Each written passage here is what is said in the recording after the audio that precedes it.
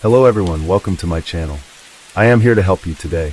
I know you use this video to fall asleep, so before that, like the video and subscribe to the channel. Also, where are you from and what time are you watching? Now get comfortable and relax.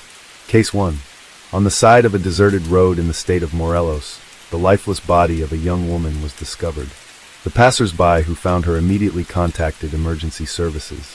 The body lay motionless, her clothing appeared wrinkled and stained, and her skin showed visible signs of bruising and abrasions. No documents or personal belongings that could help identify her were found nearby. For the authorities, this marked the beginning of an investigation to shed light on what had happened and uncover the circumstances of this tragedy. Ariadna Fernanda Lopez Diaz was born on July 5, 1995, in one of the underprivileged neighborhoods of Mexico City. Her childhood was shaped by limited resources, but it was not devoid of warmth and care. Her family consisted of her mother and her older brother Omar. Despite the absence of a father figure who showed little interest in his children, the small family held together through mutual support. Omar became a role model and protector for Ariadna, offering her unwavering encouragement.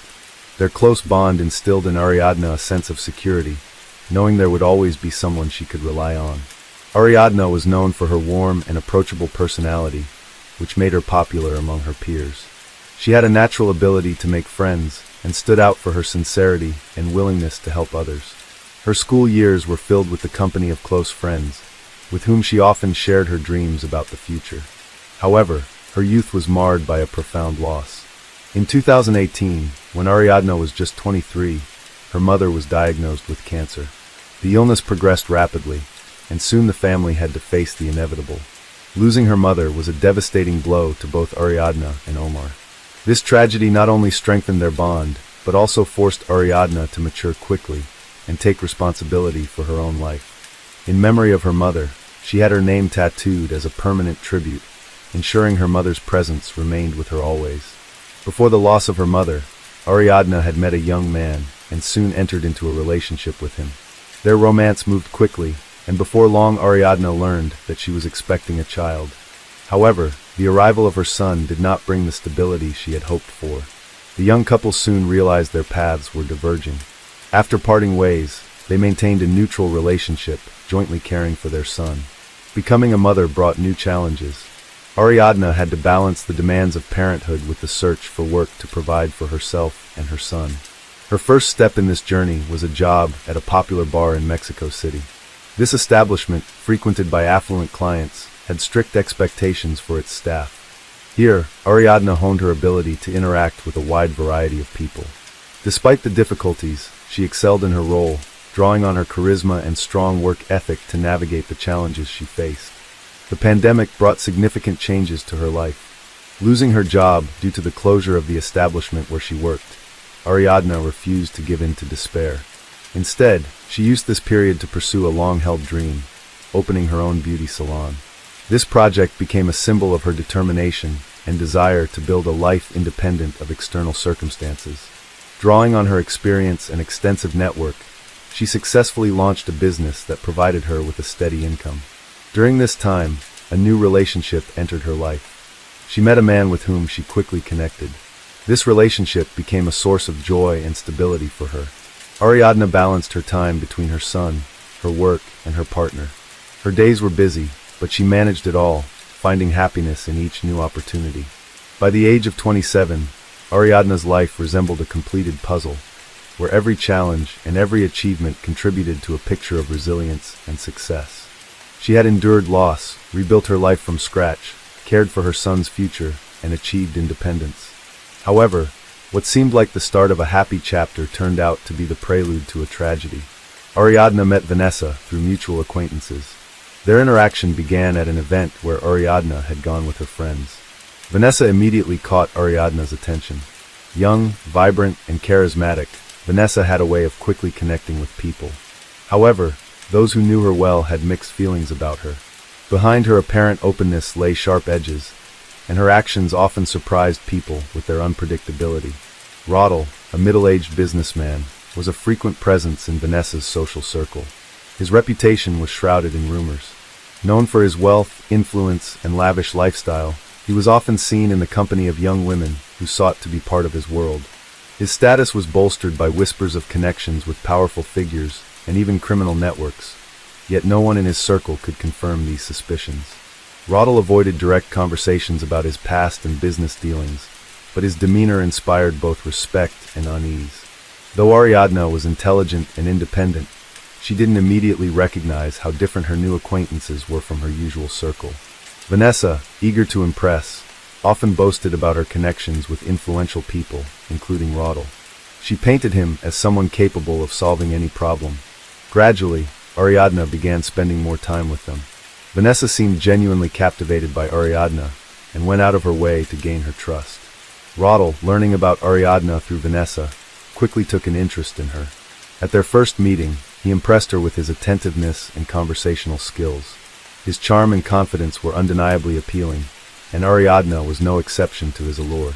However, behind this charm was a more complex personality. Those who had dealings with Roddle noted his manipulative tendencies. Ariadna, however, saw him as a courteous and kind man. Vanessa continued to play a key role in strengthening the connection between Ariadna and Roddle. She frequently invited Ariadna to gatherings where Roddle was present, creating an atmosphere of trust and openness. However, over time, peculiar details began to surface. For instance, some of Ariadna's friends warned her to be cautious around these people.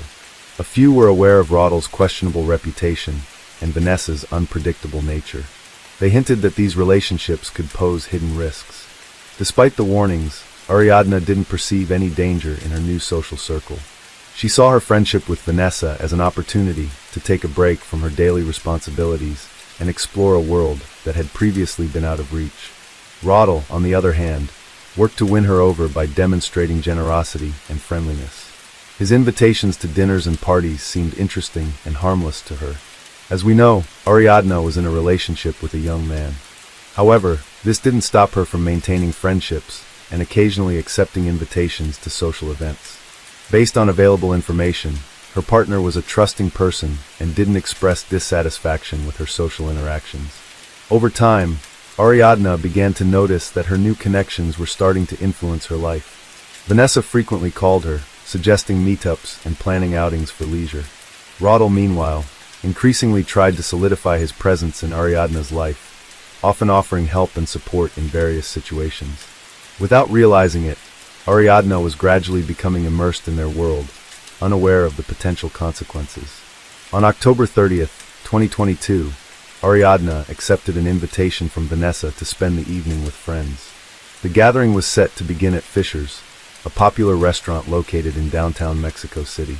Vanessa assured her that it would be a cozy evening with a relaxing dinner and good company.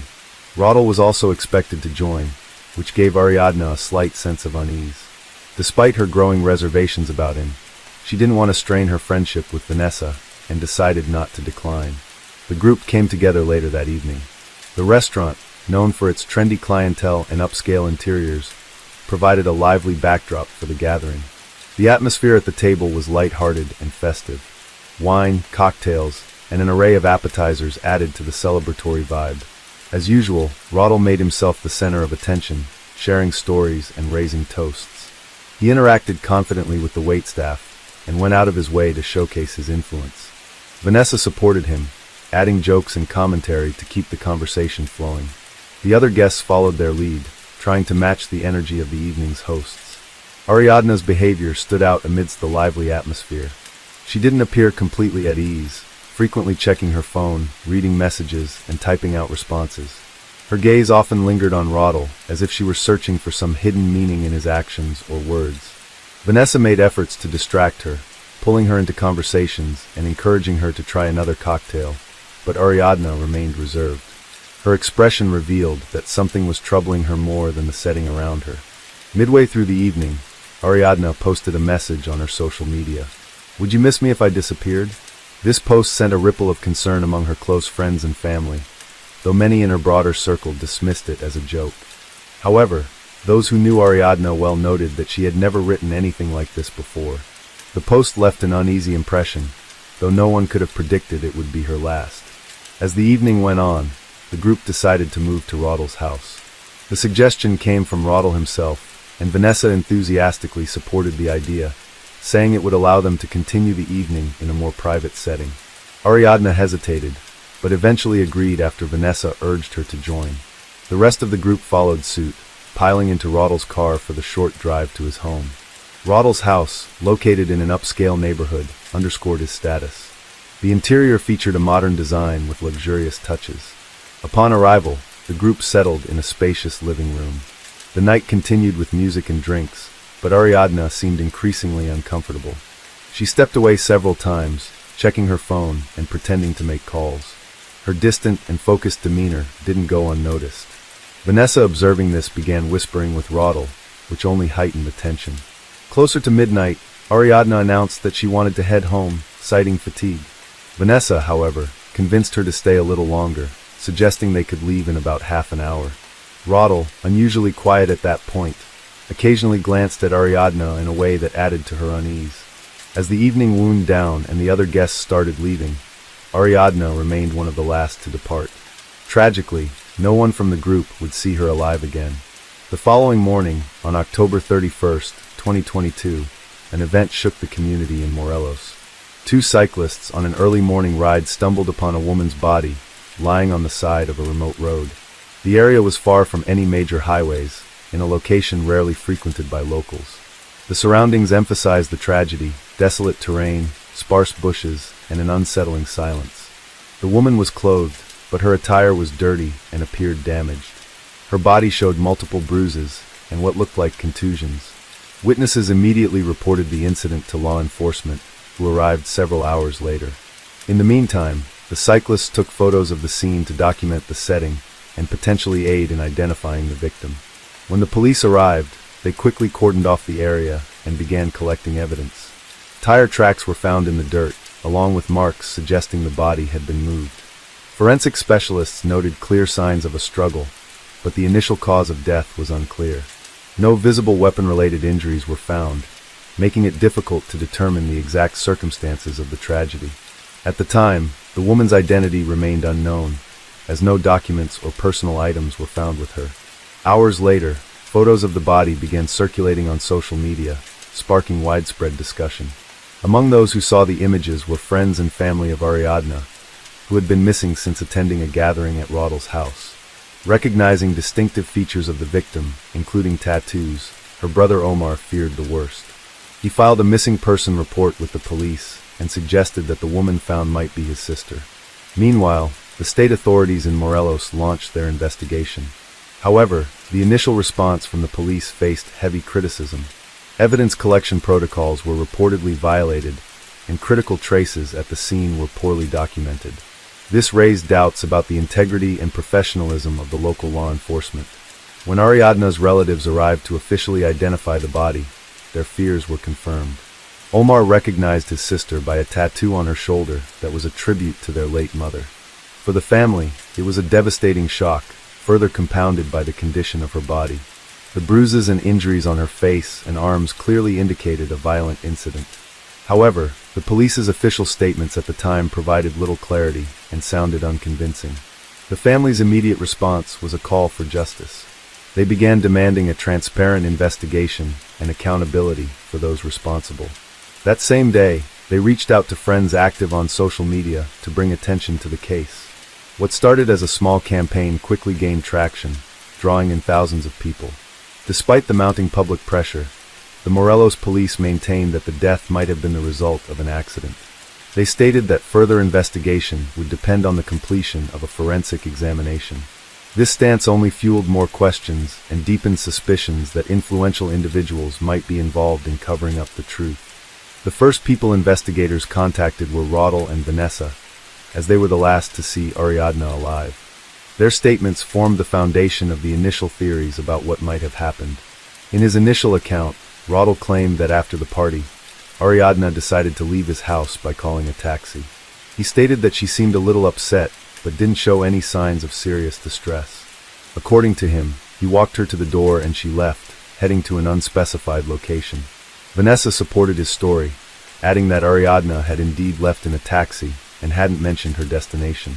However, inconsistencies in their version quickly raised suspicions. The first red flag was the lack of any evidence confirming a taxi ride. Neither Roddle nor Vanessa could provide the driver's contact information or any proof to back up their statements. Investigators later discovered that although several taxi calls had been logged in the area near Roddle's house that evening, none of the drivers reported picking up Ariadna. The second issue involved Vanessa's behavior. Her account shifted depending on the questions asked. Initially, she insisted that Ariadna had left alone. Later, she added that they'd had an argument during the party, which could have upset Ariadna. Moreover, Ariadna's friends told police that Vanessa had messaged them, attempting to suggest that Ariadna might have harmed herself, referencing the cryptic social media post Ariadna had made earlier that evening. The post, shared just hours before Ariadna's disappearance, had indeed raised questions. While her family and close friends initially dismissed it as a joke, investigators began to suspect it might reflect her true emotional state that night. Another troubling factor was Vanessa's increasingly erratic behavior. Her messages to Ariadna's friends showed that she was trying to downplay the situation and avoid providing details. In one text, she admitted she was afraid of being suspected, but didn't explain why. These signs further heightened investigators' suspicions that Vanessa might be withholding critical information. The initial findings of the investigation were inconclusive regarding the exact circumstances of Ariadna's death. However, subsequent efforts by law enforcement and independent experts unearthed crucial evidence. These findings were based on 2 autopsies, surveillance footage, and text messages recovered from the suspects' phones.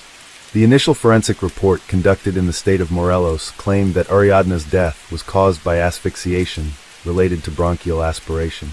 The examiner suggested that food and alcohol in her airways might have led to her passing. However, this conclusion was immediately questioned by Ariadna's family. They pointed out the numerous bruises and injuries on her body that the report failed to adequately address. Despite the official findings, her family insisted on a second examination.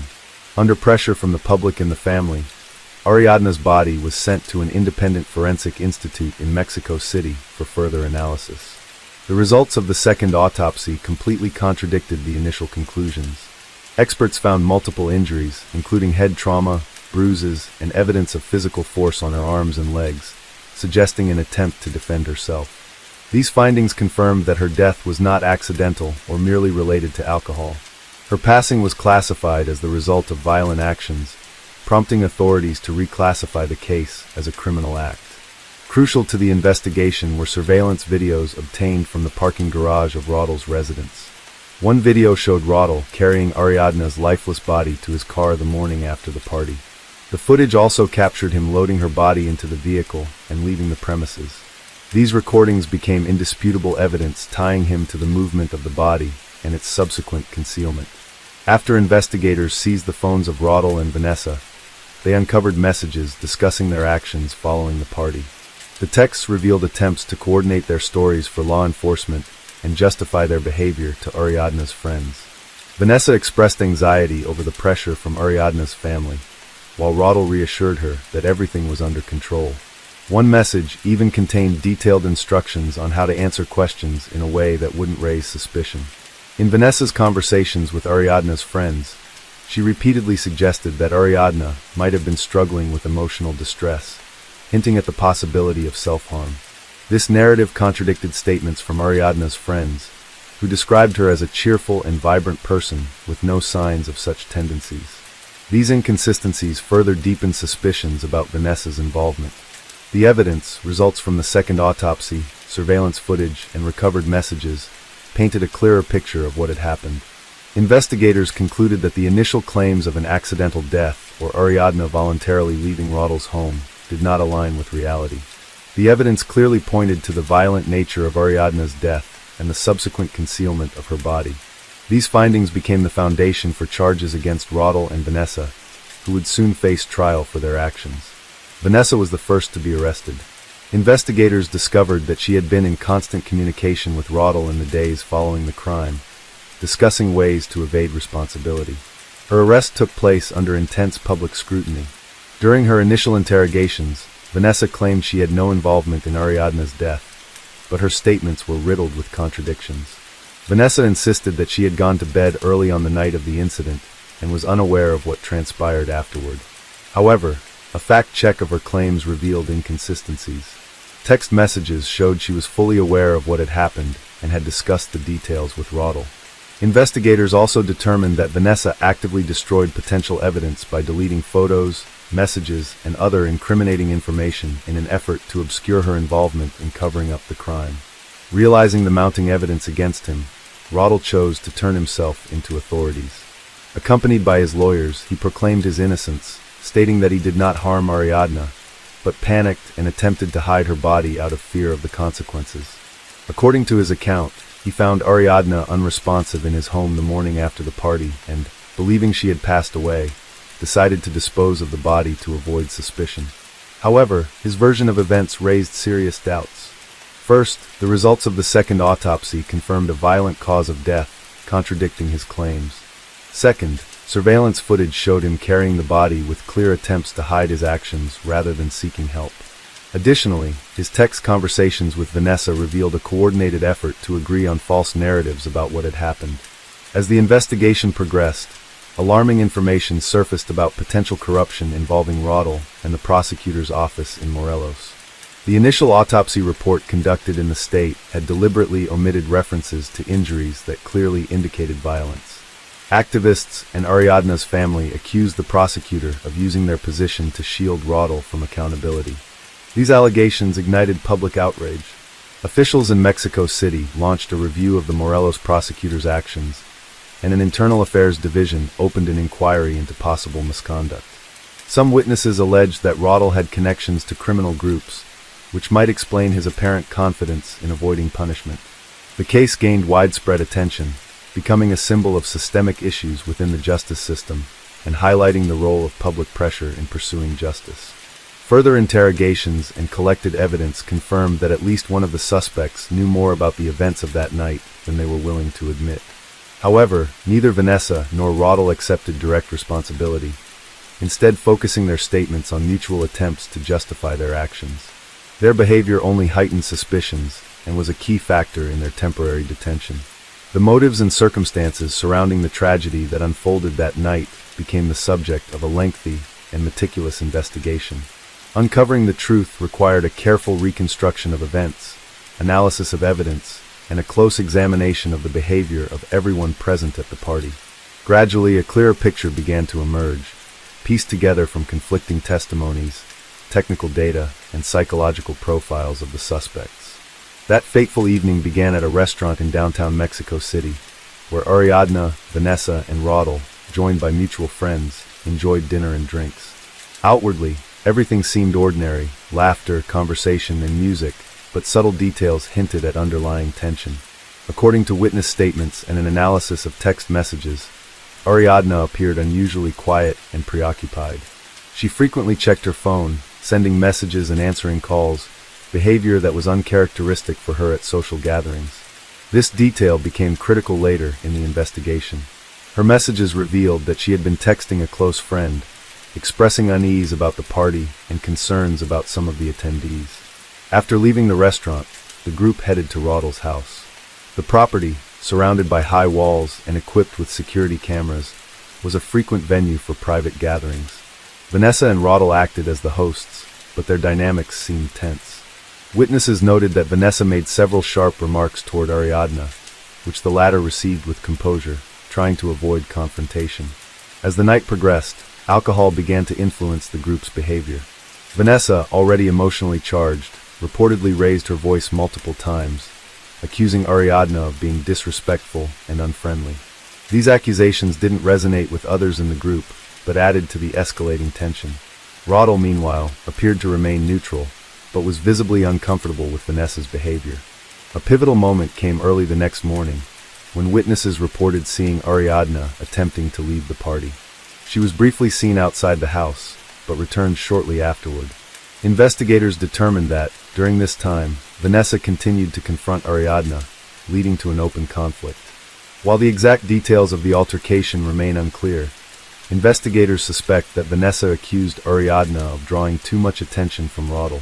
Messages retrieved from the phones confirmed that Vanessa and Roddle had discussed tense moments from that night. After most of the guests had left the party, only a few people remained in the house, including Vanessa, Roddle, and Ariadna. According to investigators, Vanessa, who was reportedly heavily intoxicated, began displaying aggressive behavior. It was during this time that an incident is believed to have occurred, resulting in the fatal injuries sustained by Ariadna. Why did Ariadna post such a strange message on social media that night? Initially dismissed as a joke, the post took on a different meaning as the investigation unfolded. Friends later confirmed that Ariadna may have felt uneasy due to Vanessa's behavior and the overall atmosphere at the gathering. The post might have been a way to express her discomfort, attract attention, or perhaps even serve as a subtle warning. The reconstruction of events suggests that Vanessa's jealousy, exacerbated by alcohol and emotional instability, played a central role in the tragedy. Roddle, likely attempting to cover up what had happened, only worsened the situation with his actions. This combination of factors led to the devastating outcome, which might have been avoided if the party's environment had not been so tense and volatile. Ariadna's 6-year-old son was left in the care of her older brother, Omar. As the only father figure in the boy's life, Omar stepped in to provide not only financial but also emotional support. He took on the responsibility of raising his nephew, striving to preserve memories of Ariadna and surround him with the love she had always given during her life. This decision brought the family closer together, as other relatives and friends also contributed to helping the boy cope with his loss and providing him with a nurturing environment. Ariadna's family remained active in the fight to uncover the full truth about her death. They organized protests, launched social media campaigns, and garnered public attention. A significant achievement was drawing the focus of international media, which helped increase pressure on the Mexican judicial system. The preliminary court hearings regarding Ariadna's death became a pivotal moment in the pursuit of justice. Despite resistance from certain authorities, the family and their legal team ensured that the case was handled transparently, with all relevant evidence considered. Each step of the investigation and trial was closely monitored by the public and the media, leaving little room for any facts to be hidden or distorted. The trial began with a focus on the roles of Roddle and Vanessa. During court proceedings, prosecutors presented key evidence, including surveillance footage, phone call records, and data from text messages. These materials demonstrated not only the suspects' involvement in concealing the body, but also their potential role in the violent actions that led to Ariadna's death. The defense attempted to challenge the evidence, arguing that the tragedy was an unfortunate accident. However, numerous testimonies and forensic analyses cast significant doubt on that version of events. One of the central objectives of the trial was to determine the motives behind the crime. Witnesses familiar with Vanessa described her as impulsive and prone to aggressive behavior, which was often exacerbated by alcohol. Roddle, on the other hand, was portrayed as someone with a questionable past and alleged ties to criminal networks, raising additional concerns about his involvement in the events of that night.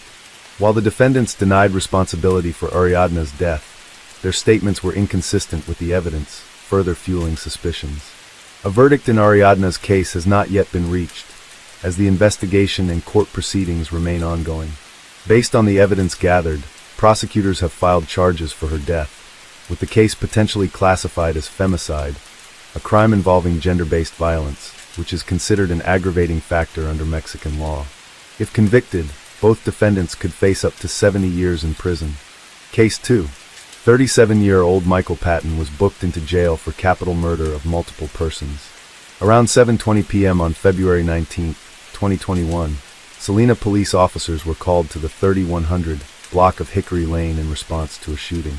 The caller was identified as 39-year-old Michael Patrick Patton, who reportedly told the 911 dispatcher that he had just shot his wife and that there was a fire in the master bedroom of his home. He would say his children were inside and that he was outside standing with a gun in his hand. En route to his location, Patton made a second 911 call, contradicting his initial statement and claiming he had no idea what happened to his family. By the time firefighters from the Salina Fire Department and police officers arrived on scene, Patton handed over his gun and allowed firefighters to look for any survivors inside his residence. Now they found his wife, 36-year-old Tamara Jo Patton, and his kids, Kendall and Evan, with gunshot wounds. They also found the family's 3 dogs and 1 cat burned to death. Patton was taken away for questioning, and this was the moment his story took a wild turn. You see, on paper, Michael Patton was a genius. He worked for the defense contractor Raytheon as a rocket scientist, boasting an exceptionally high IQ. But even with that, Patton just couldn't outsmart a murder charge. I feel like I need somebody to help me with what's going on, because I don't have any idea what's going on. At the start of his interrogation, Patton put his brilliance to the test by claiming he had no idea what was going on. He was also cautious enough to refer to his son with autism, using present tense to seem as if he had no idea he was already dead. And when the detective wanted more on the story, he said this: "Why do you think we're here today? I'm confused on why we are here. You don't remember anything from today. The guns and what's in there. So what's the problem?" She said the only way out was to make some food. Michael tried shifting the blame to his wife, trying to deceive the detective into thinking she killed his kids before killing herself and setting the whole place on fire. He even made up a fake story about how she once took a gun and attempted to take her own life. "I'm trying to get the gun away from her. After about 2 hours, I got it away from her." The idea was to pin all 3 deaths on his wife, even though Patton clearly stated himself in his 911 call that he was the killer. Middle school or high school, Shewood Counseling just recently told me that the detective clearly wasn't buying this BS, and was more interested in what happened that day than his wife's childhood history. So when he asked Patton for the truth, he gave this ridiculous reply: "Why do you think you're having trouble focusing, or why do you think you can't remember stuff from today? I don't know about concussion in high school. It's on my short term. The long-term memory isn't always there." He claimed to have short-term memory, yet he wasn't hesitant to talk about the things his wife did a few months back or what he knew about her childhood. When they probed further by asking if Patton at least remembered what he ate that day, he went silent. Turns out Patton wasn't a genius, because if he was, he should have asked for a lawyer right from the start. But anyway, he eventually found out that his performance wasn't Oscar-worthy and that he'd be going to jail. "You're going to be taken over to the Collin County Jail. You're going to be under arrest for capital murder." Capital murder. December 2022, Michael Patton was sentenced to life imprisonment without the possibility of parole. I guess he learned the hard way that dodging a murder charge isn't exactly rocket science. Isaiah was a little bit too confident when describing how he murdered his grandparents in their own home. He might have fancied himself a clever mastermind, but in reality, he was nothing more than a fool. During his interrogation, he tried feigning remorse by shedding tears and had no hesitation in confessing his crimes. However, his true emotions came to life when it was time to discuss the guns used in both murders. For context here, Isaiah Sweet's parents, Stacy Sweet and Christopher Galley, were never married, but were together for about 5 years. Both had a history of drug abuse, with Stacy openly admitting to a cocaine addiction. Now, when Isaiah was just 4 years old, he was sexually assaulted by a neighbor. This traumatic event forced Stacy to place Isaiah in the care of her parents, Richard and Janet Sweet. Now, Stacy knew she didn't have the best parents, with all the verbal and physical abuse she went through, so it was far from an ideal situation. But after getting abandoned by Christopher, and with other children to care for, she felt she had no other choice but to leave Isaiah with her parents. And that turned out to be the worst decision she could have ever made, because her parents raised this little kid to be a monster. They moved to Iowa when Isaiah was 7 years old, and made sure he never got to speak with his mom. Now, he was abused by his grandfather, Richard, and would also drop out of high school in his junior year, with a grade point average of 1.061. Now, despite those poor grades, Isaiah would brag to his classmates about his intelligence, and kept acting like grades didn't matter. Now, to him, maybe they didn't matter because outside of school, he got himself in trouble with the law, stacking up a long list of criminal records, from curfew violations and possession of illegal drugs, to sexual assault and theft. Now, at some point, he had planned to move to Pennsylvania to live with his mom and attend Penn State University. But let's just say his rebellious ways had caught up with him, and those dreams never came true. May 11, 2012, 17-year-old Isaiah Sweet got tired of the constant arguments with his grandparents, so he decided to kill him. Initially, he went and got a bat and tried at least 15 times to strike the back of his granddad's head, but he just couldn't bring himself to do it. So instead, he went and took an assault rifle from his grandparents' room and loaded it with hollow point rounds. He knew they would do the most damage, with his grandparents' death being painless. I had the earplugs on and everything. I took a point like this, stepped up one stair so I could see my grandma's head. Boom, pulled the trigger back, pulled the bolt back, shot my grandma twice in the head. He describes how he shot his grandparents like he was talking about some action movie. She moved right after I shot her. Okay, did she look at you? Did she say anything after you shot her? She twitched, and I thought, maybe it's probably just the twitch they get after they die. Isaiah left out a few key details to his story. For one, he claimed to have kissed his victims on the forehead after they were dead, but there were no bloodstains on his clothes to back that up. After the murders, he grabbed a sawed-off shotgun, a knife, an assault rifle, a TV, some clothes, and $9 from his grandparents' wallets before leaving their house. He then stashed the rifle and shotgun with some friends and drove to Cedar Rapids, where he hopped between 8 different apartments, making his drug deals and partying hard. And at these parties, he would even brag to his friends and girlfriend about the murders. So the following day, he was arrested for driving with a suspended license, and when asked about his guardians, Isaiah had lied that his grandparents were at a medical institution for elderly people. Now, what he didn't know was that his neighbors had already made 18 calls to 911, reporting his grandparents' death. And when Isaiah was confirmed to be a suspect, he was arrested and interrogated just like we've seen. But one thing throughout the interrogation was that Isaiah thought he was some type of good citizen for cooperating with the cops. He believed that he'd get a reduced sentence in court, but no way that could have happened. This guy kept contradicting himself and making up fake scenarios. And of course, he had to brag a little more about that at this point. I'm sure you'll all agree that Isaiah wasn't just a fool, but a narcissistic, egotistical maniac who had no idea what he was doing. He eventually got served with justice and was handed a life sentence with the possibility of parole. As of right now, you can find him at Iowa State Penitentiary in Fort Madison. The night of February 27, 2021, Warren Barnes, a homeless man living outside of downtown businesses in Grand Junction, Colorado, was sleeping under a bridge when his life was taken away in the strangest way imaginable. Brian Coe, who was 19 years old at the time, had been plotting to murder someone for the past 6 months. He craved the rush of knowing what it would feel like to take a life. Now he was looking for homeless people or prostitutes because he believed society didn't care about him. So on this day, Brian Coe had been passing through the area when he spotted 69-year-old Warren Barnes sleeping. Coe approaches Barnes with a knife, a mask, 3 layers of gloves, and proceeds to brutally murder him. Coe had seen Barnes laying under this canvas upon arriving. He walked up to him, knife in hand, pulled back that canvas, and stabbed him in the neck. Now Barnes tried to fight, screaming out for help, but Coe just kept on stabbing him until he was dead. During the attack, Coe partially decapitated Barnes, so he would further mutilate his body and place a few of his body parts into plastic bags before driving home. Now here's the thing. After Coe changed out of his outfit and stored Barnes' body parts in his closet, he tried catching some sleep, but got anxious thinking that maybe he left some fingerprints behind. So he drove back to Barnes' body, put it in his trunk, and headed for the Colorado River, where he dumped it into the water. However, as he tried to leave, his car slid into the river and got stuck. The police were called to the scene and found Coe, but he was released without suspicion. He returned home with his hopes, thinking that his crime remained undiscovered, and it did, until his mother made a shocking discovery. You see, about a week later, Coe's mom, Terry, discovered a plastic bag filled with maggots in his room while helping him tidy up. She took it to the kitchen sink and called Brian's father to open it up, and they soon discovered that it was a decaying human head. Therefore, the couple immediately calls the cops, and Brian was taken away for questioning. During his interrogation, he wasted no time in confessing to his crime. He was also proud in describing just how he got on top of Barnes to murder him. And how did you get here? I heard someone. Okay, this is him.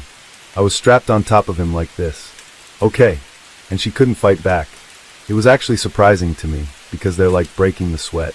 I'd buy it. Oh my God. And if you care enough to know why he committed that murder, well, here's your answer. Well, I was willing to do anything, whether it be good or bad, just to gain notoriety, fame, influence. Now, apart from the fact that he showed zero remorse for his crime, Brian kind of got cocky by thinking he had the law all figured out. He told the detective the most amount of years he was going to get for the murder. So Murray's going to jail for 15 years, probably. I have no idea. I mean, I'm going to jail for 20 probably. And while it seemed like he didn't care that much, he was completely wrong. He thought he was going to get 15 to 20 years, but eventually he would get a life sentence without the possibility of parole, meaning he's spending the rest of his life in jail.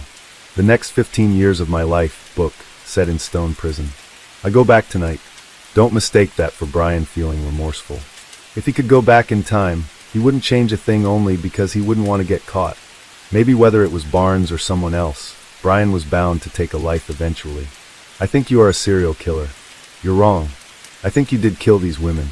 I think these families of these women, they need justice. Here we have Piers Morgan taunting a convicted killer about the dozen women he claimed to have murdered before later recanting his confession. Now Mark Rebbe is currently serving a life sentence in a Florida prison for the 1988 murder of pregnant mother, Donna Callahan.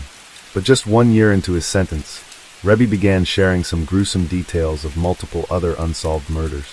He later claimed that he had been tricked by the U.S. government into those confessions and adamantly maintained his innocence ever since. During this ITV serial killer documentary, he sat for an interview with Piers Morgan. And let's just say things didn't turn out as he may have imagined. The interview began with Piers trying to find out why he made those confessions in the first place. He then tried cutting off the interview early when Morgan confronted him with photos of his alleged victims. Over a period of time that you killed 13 women. This is what Detective Haley has put out. This was supposed to be. I understand. Nothing like this. I see where you've been and got all your information. Mark Rebbe seemingly had a normal upbringing from a fairly large family. He was raised by his parents who loved him, as well as his 2 sisters and a brother in Florida. After high school, he did a brief stint in the Army and returned back to Florida, where he proceeded to have 4 marriages and 5 children. He was never really on the radar of police until his half-brother, Alex Wells, while serving a lengthy prison term for an attempted abduction, as well as a convenience store robbery, confessed in a prison Bible study group that he had participated in killing a woman. Some inmates overheard that confession and alerted the authorities. Police called Alex in for questioning, and he revealed that he and his brother, Mark Rebbe, went to a convenience store with the intent to rob it. However, they ended up strangling 29-year-old Donna Callahan to death before dumping her body in the woods. Mark was arrested and convicted of first-degree murder, leading to his 25 years to life. But while incarcerated, Rebbe began confessing other murders to his mother and sister. Detective Dennis Haley was brought in to question him, and he admitted to killing 12 girls and women. Now, since women were his primary victims, he must have harbored some kind of hatred for them, right? So Piers Morgan was determined to find that out. Do you like women? Yes. I'm not personal to my dad. Do you respect women? Yes, I do. I do. But if he didn't hate women, and if he didn't commit all those murders, then why did he confess to them in the first place? That's a question Piers wanted an answer to. And when Special Agent Dennis Haley, the man Rebbe allegedly confessed those murders to, was asked, he had this to say. No, there's just too many details about certain murders. He had information that only the killer would have had. Rebbe took cops to the location where some of those crimes were committed. But now he claims that none of that ever happened, and he only made that confession because he feared his son was in danger.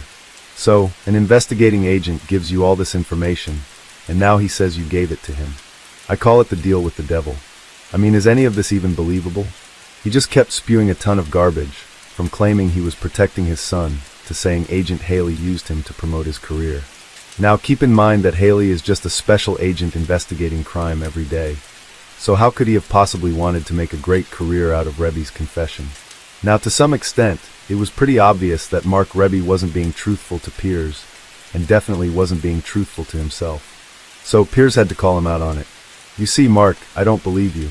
I don't believe you. I don't care. I think you are a serial killer. You're wrong. I think you did kill these women. Faced with the truth, Rebbe tore his mic apart and stormed out. Why don't you sit here like a man?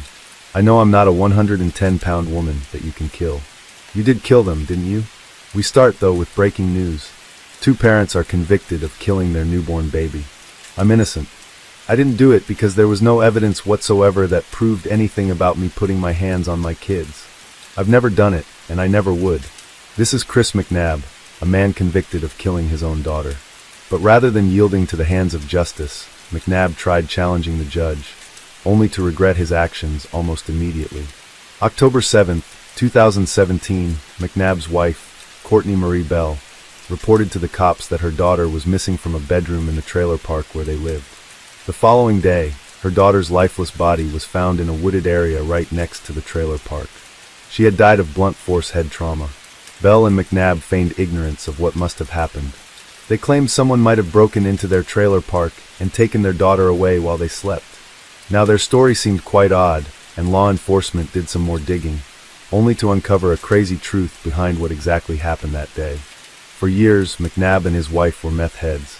It was more of a sickness than an addiction. Plus, there were also previous reports of domestic violence between the couple. But trust me when I say that's not even the worst part yet. On the morning of their child's disappearance, McNabb and his wife claimed they fell asleep around 5 a.m.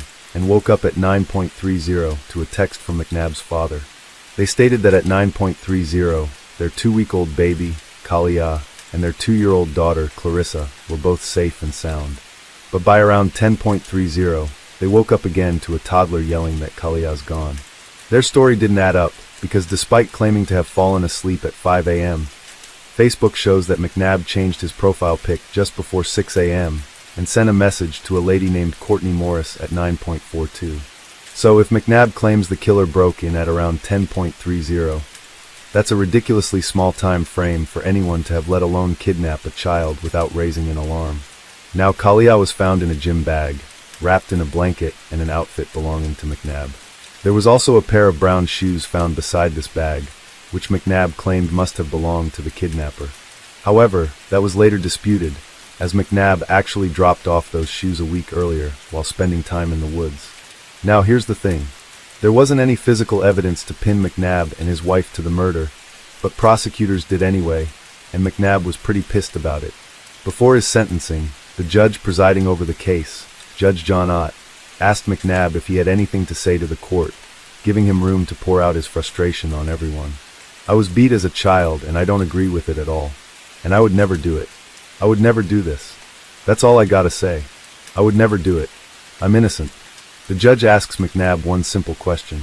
You claim you're innocent, so you tell me what sentence the man or woman that you claim did this should receive. And his reply changed the course of his life forever. If you ever find out who did them, they deserve to be under the jail.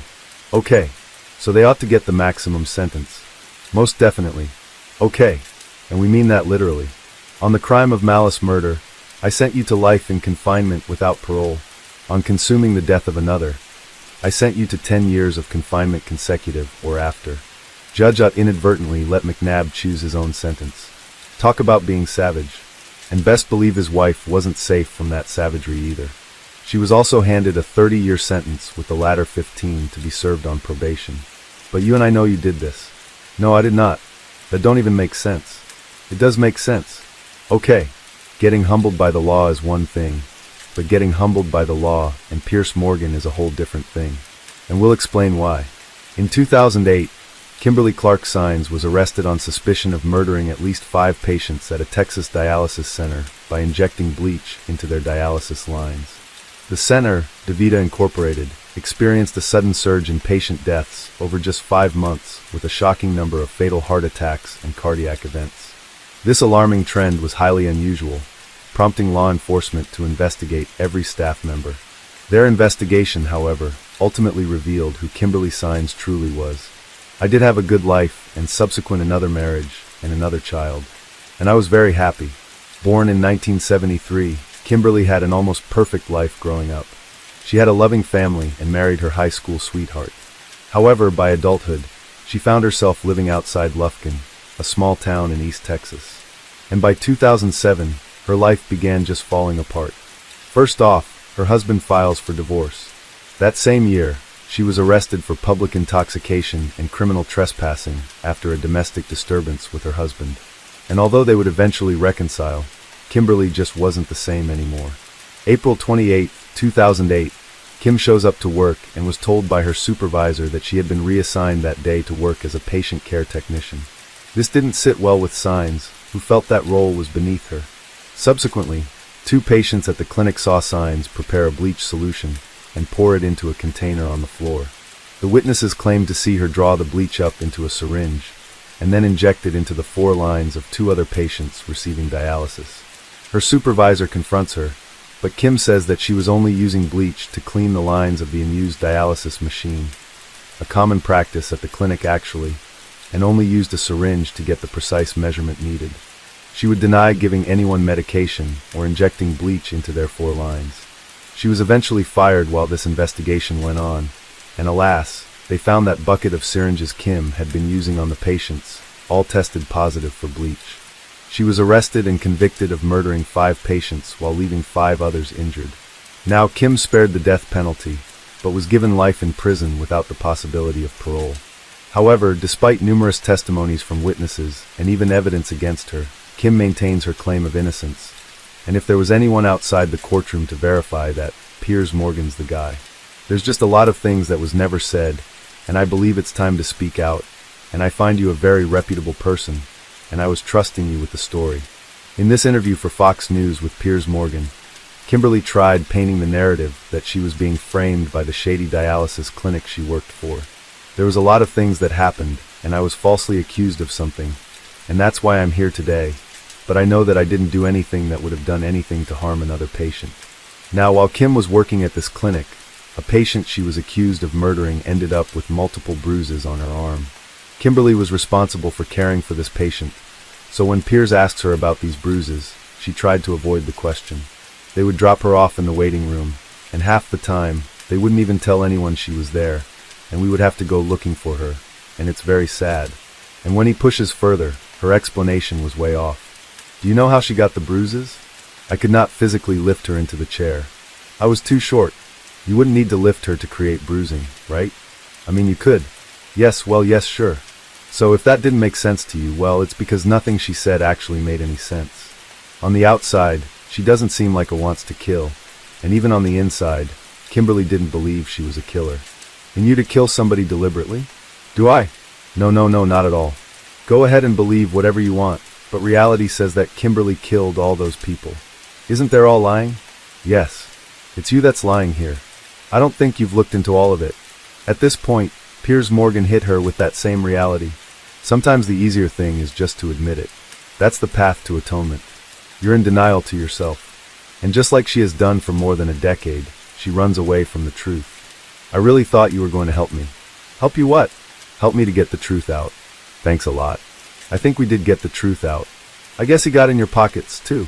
December 2017, Ellis Nelson was convicted for murdering his girlfriend's son, Giovanni Mays, whom he'd been living with and caring for. Ellis started dating Sonia Hernandez, Giovanni's mother, a year before this tragedy. The couple were living peacefully until Sonia Hernandez introduced Ellis to her children. And this, for some reason, angered Ellis. And it got worse when Hernandez brought him over to live with her and Ellis. And one of her kids was frequently abused by him. The child sustained many injuries here and there. But ultimately, in July 2017, this abuse led to his death. Now, Ellis and Hernandez were both arrested for murder. They each denied murdering Giovanni and pled not guilty in court. At his sentencing, Ellis insisted on his innocence, claiming he never harmed Giovanni and was only trying to help. He flared up as the judge went over the evidence at the trial, and he just couldn't bear to hear the words the judge called him. Some of the bruises were in the shape of a belt buckle. I'm not going to let you play. I'm not going to let you sit here and say this. You put this child and other childs in a... Sheriff deputies had to step in and lead him out to the courtroom hallway. By the time he returned, though, the judge presiding over the case, Judge Mark Trusek, went all out in humbling him. On the conviction of first-degree murder, Ellis was given life in prison without the possibility of parole. And then he got an extra 80 to 150 years in prison for first-degree child abuse. You are the lowest form of human life. You're a monster, and quite frankly, you're evil. You should never be allowed out of prison. You will die in the prison system. On the flip, Sonia Hernandez also got some jail time. She was given 57 months to 10 years in jail after being found guilty of second-degree child abuse and perjury. It is disrespectful to me that you think I would come in here purposely and treat this like a joke or a game. Your life is not on the line. Mine is. November 21st, 2021, 39-year-old Darrell Brooks barreled through Waukesha, Wisconsin's annual Christmas parade in a red 2010 Ford Escape, going about 40 miles an hour, ignoring barricades and a police officer who tried to stop him by banging on the hood of his car. Brooks plows through the crowd like hot knife through butter. The entire incident was live-streamed, which really blew up on social media. But the real shocker, the man behind the wheel, was none other than Math Boy Fly, a Milwaukee rapper you've probably never heard of. While Math Boy Fly, real name Darrell Brooks, might not be topping any charts, he's been making his mark in a different way, through a long rap sheet dating back to September 1999. However, just 3 weeks before the parade, He was arrested for running over his ex-girlfriend with the same SUV during a domestic dispute at a gas station. And if you needed any more proof that this guy had completely lost it, his antics during the trial were outrageous enough to be legendary. After the SUV was linked to Brooks, he was slapped with 5 counts of first-degree intentional homicide. The case blew up nationwide, catching the attention of First Lady Jill Biden. As the investigation dug deeper, Brooks faced an avalanche of 77 more charges, including 61 counts of first-degree recklessly endangering safety with a dangerous weapon, 6 counts of hit and run involving death, and a couple counts for felony bail jumping and domestic abuse. Nonetheless, that's when the real courtroom circus began.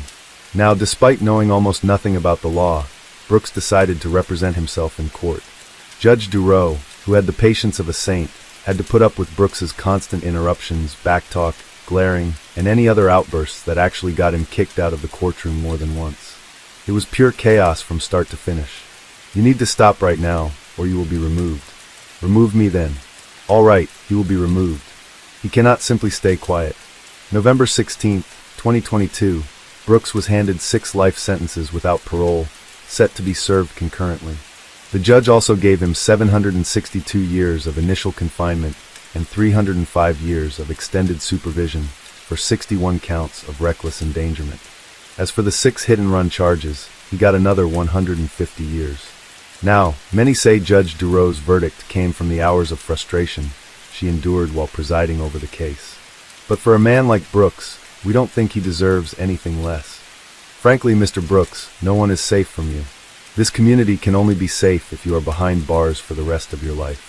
I am not sorry for something I didn't do, and I am not sorry for the things I did. That was the moment Ronnie O'Neal finally pled guilty in one of the most horrifying cases you can imagine. It's March 18, 2018, Riverview, Florida. We have 29-year-old Ronnie O'Neal carrying out a series of unthinkable acts. He would shoot and kill his ex-girlfriend, Kenyatta Barron, before subjecting his daughter, Renivia O'Neal, to unspeakable violence, ultimately killing her with an axe. At 11:43 p.m., a gut-wrenching 911 call came in from a woman in clear agony. While it's not accurate to say the police ignored it, 8 long minutes would pass before Ronnie himself called back, pushing them to act. During this call, Ronnie, an African-American, would claim to have been attacked by white demons, falsely blaming Kenyatta as the attacker. He gives the cops his address, and they arrive at the apartment by 11:49 p.m., just a minute after his call. What they found was nothing short of a nightmare. Kenyatta was unconscious and their daughter brutally murdered, and Ronnie's son stabbed and bleeding out. But Ronnie wasn't done yet. He set the house on fire, adding even more chaos to the horrific scene. This guy wouldn't go down without a fight, either. The cops had to tase him just to get him into cuffs. After spending 3 years in the Hillsborough County Jail, Ronnie was convicted of 2 counts of first-degree murder, 1 count of attempted first-degree murder, 2 counts of aggravated abuse, 1 count of arson, and 1 count of resisting arrest. During his sentencing, Ronnie probably thought he was in some kind of Law and Order sitcom, coming out saying some of the most bizarre things you've ever heard. "I'm sorry for your loss." But when he was done, the judge took control, making him understand that this was one of the worst cases he'd seen in 19 years. 19 years I've been at this job. I've seen human beings killed at the hands of others in every way imaginable. This is the worst case I have ever seen as far as the facts go. Subsequently, she sentenced him to 3 consecutive life sentences, plus an extra 90 years to be served concurrently. She wasn't only disgusted by his actions, but by his sheer lack of remorse. This guy needed a reality check, and there was no better person to give it to him than that judge. And as of right now, he's locked up for the rest of his life. I would submit that this case is probably the most difficult and shocking case that this county in St. Johns County has dealt with. That was the cold, emotionless reaction of 14-year-old Aiden Fucci as he got sentenced to life for murdering a high school cheerleader, Tristan Bailey. His reaction might have not been crazy, but his actions leading to his crime definitely were. May 9, 2021. Tristan's body was found just hours after her family reported her missing. For context, Tristan Bailey was one of Stacy and Forrest Bailey's 5 kids. She was a student and cheerleader at Patriot Oaks Academy in Florida. Aiden Fucci also attended that school and lived just a few blocks away. They weren't particularly friends, but Fucci had a disturbing obsession with her. During his court hearing, Aiden's girlfriend, whose identity wasn't disclosed, revealed that Aiden had this crazy obsession with killing. She said he talked about it a lot, and even shared plans of dragging someone out into the woods and stabbing them just a month before he murdered Bailey. It was clear he needed help, but before he could get any, his dark thoughts led him down that path of evil. On said day, Aiden asked his friend for Bailey's phone number. Once he got it, he lured her, via text, to come over to a mutual friend's house. Surveillance footage catches him walking down the street, where her body would later be found. And an hour and 45 minutes go by with that same camera catching Fucci walking back alone while carrying his shoes in his hand. Bailey's body was later found with 114 stab wounds, 45 of which showed she fought back desperately. That's horrible, but it's not the worst aspect of this story. Now, while searching for Bailey, investigators found a deleted Snapchat message from Fucci to his friends. He was in the back of a patrol car, taking a selfie and holding up a peace sign. He then captioned that photo, "Hey guys, has anybody seen Tristan lately?" Now that cocky move wasn't smart, and it also made him the prime suspect. He was eventually arrested for second-degree murder, when the weapon used was traced back to him, and his clothing had Bailey's DNA all over it. Still acting like a cocky fool, Aiden and his mutual friend that helped lure Bailey made a video while sitting in the back of a cop car. What a sick, twisted kid. But all that pride went away when he was tried, not only as an adult, but given the max sentence of life imprisonment without the possibility of parole. Case 3. February 2017. Nicholas Cruz buys a lot of guns, including an AR-15 style rifle, despite being diagnosed with mental health conditions. Now, who could have possibly known this would result in one of the deadliest school shootings in U.S. history and a series of lawsuits as parents sought their revenge? These are parents who took revenge on school shooters. A 14-year-old boy has shot dead 8 children at a school in Serbia. The teenager used his father's gun. December 30th, 2024, Vladimir and Melania Kekmanovic were sentenced to jail for a school shooting crime committed by their son. But then again, the entire story of how this all happened is as shocking as it is concerning. Let's go back to May 3rd, 2023. A tragic mass shooting takes place at Vladislav Ribnikar Elementary School in Belgrade, Serbia, when a 14-year-old boy shoots and kills 9 children and a security guard. Now, the boy, identified only as KK, due to his age, has reportedly planned the attack in detail, bringing 2 guns legally owned by his father into the school. Now, his victim included 8 girls and 1 boy, along with a security guard who attempted to intervene. The shooting deeply shocked Serbia, a country where mass shootings are rare. Despite widespread gun ownership, the shooter was apprehended on the scene, but couldn't be criminally prosecuted because Serbian law doesn't allow the prosecution of individuals under the age of 14. Instead, he was placed in a psychiatric institution where he remains to this day. This would leave the legal system and the victim's parents to focus on the actions of his parents, Vladimir and Melania Kekmanovic, and any others who were implicated in the circumstances that would allow this attack to occur. December 30th, 2024. A Belgrade court sentenced Vladimir and Melania after finding them guilty of crimes related to their son's actions. Vladimir, the boy's father, received a 14.5-year prison sentence for committing a grave offense against public safety and neglecting and abusing a minor.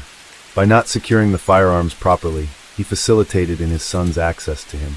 It's also known that Vladimir had taken the boy to a shooting range for target practice, a decision that was heavily scrutinized during the trial. Now Melania, the boy's mother, was sentenced to 3 years in prison for neglecting and abusing a minor. However, she was acquitted of charges related to the illegal possession of weapons and ammunition. The court also sentenced Nemanja Marinkovic, the instructor at the shooting range, where the boy had been trained, to a year and 3 months in prison. The trial drew significant public and legal attention, more specifically from families of the victims, who actively sought accountability and revenge for that tragedy. Although the boy himself couldn't be prosecuted, his parents were held responsible for their role in the events leading up to that massacre. Now the families of the victims are still pursuing legal actions against the Kekmanovic family, with many civil lawsuits still ongoing. The courtroom proceedings were closely followed, with members of the victims' families attending and expressing their grief and desire for justice. During the trial, KK was brought out of the psychiatric institution for the first time since the attack to testify against his parents. His testimony was delivered in a high-security courtroom, typically reserved for cases involving organized crime or war crimes. KK would express regret for his actions, but didn't provide an explanation for his motives. His testimony was part of a trial that aimed to determine the extent of his parents' responsibility for the events. Following his testimony, the family's lawyer told reporters that the boy had lived a normal life before the shooting, and no court process would be able to establish what had led to this attack. The sentencing of Vladimir and Melania was met with mixed reactions. Some saw it as a step toward justice. Others, particularly the families of the victims, felt that the penalties were insufficient given the scale of the tragedy. The prosecution had announced plans for harsher sentences for Vladimir and the shooting instructor, while the defense also planned to appeal those convictions. This tragedy led to widespread calls for reform in Serbia, including stricter gun control measures and greater accountability for parental negligence. In response to the massacre, the Serbian government designated May 3rd and 4th as days of remembrance for victims of mass shootings. Police say that a student at a private school killed a classmate and a teacher and hurt 6 others on campus before taking her own life. August 2024. Jeff Rupno takes his daughter Natalie to a gun shooting range. How could he have known that this little father-daughter outing would come back to haunt him in the worst way possible? December 16, 2024. A tragic school shooting happens at Abundant Life Christian School in Madison, Wisconsin. The attacker, 15-year-old Natalie Rupno, also known as Samantha, opened fire during a study hall, killing 2 people and injuring 6 others. Natalie then ended the attack by turning the gun on herself. During the incident, which took place shortly before 11 a.m., witnesses reported hearing gunshots and screams. As chaos erupted in the classroom, students and teachers scrambled to find safety, while Natalie fired indiscriminately. Unfortunately, Erin West, a teacher employed part-time by the school and known for her dedication to her students, was struck and died at the scene, as did Ruby Vergara, who was a freshman at that school and a very talented young artist. 6 others would be injured, with 2 hospitalized in critical condition. Authorities would arrive minutes after a second-grade teacher at the school made the 911 call to report the shooting, securing the school and recovering the firearms. The guns used in the shooting became a focal point of the investigation. Authorities showed that Natalie used a handgun during the attack, which she had reportedly brought from home. A second firearm was found at the scene as well, but wasn't used. Investigations would suggest Natalie had been planning this attack, possibly influenced by an online acquaintance in California named Alexander Pfaffendorf, who was also allegedly plotting a mass shooting and an attack on a government building. Pfaffendorf has since been detained by the FBI and ordered to temporarily surrender his firearms. Additionally, the police are tracing the guns used by Natalie and examining whether the parents had been negligent in their storage. Court documents would reveal their tumultuous family setting with 2 divorces, shared custody agreements, and a history of therapy sessions for Natalie. In addition to that, evidence also showed Natalie's father, Jeff Rupno, frequently would take her to shooting ranges. A Facebook photo from August 2024 shows Natalie at a range, wearing a black shirt bearing the name of the band, KMFDM. Now interestingly, some of the band's lyrics had been cited by the students who carried out the 1999 massacre at Columbine High School in Colorado, where 13 people were killed. Now going to shooting ranges is legal and can be seen as a family bonding activity for some families, but critics argue it may have desensitized Natalie to firearms. The question remains whether her parents recognized or ignored warning signs that could have prevented the tragedy. However, the grieving families of Erin West and Ruby Vergara refused to let the case end with Natalie's death. The case opened and investigations ongoing. They're demanding justice not only for their children, but also for the country's systemic failures. They're ensuring that Natalie's parents are held responsible. Currently, Melissa and Jeff Rupno haven't been charged with any crime, but authorities are exploring the possibility of negligence. Under Wisconsin law, it's illegal to recklessly store firearms within easy access of mourners. Madison Police Chief Sean Barnes has also confirmed the parents are cooperating with the investigation and emphasized that determining their role is a priority. The parents of school shooter Ethan Crumbley were back in court, where they were sentenced for manslaughter in connection with their son's murder of 4 students at his Michigan school. It's November 2021 and James and Jennifer Crumbley are called to their son's school over a disturbing suicidal drawing found in his desk. Now, they would dismiss that drawing and leave him in school, but what happened shortly after got them rethinking that decision.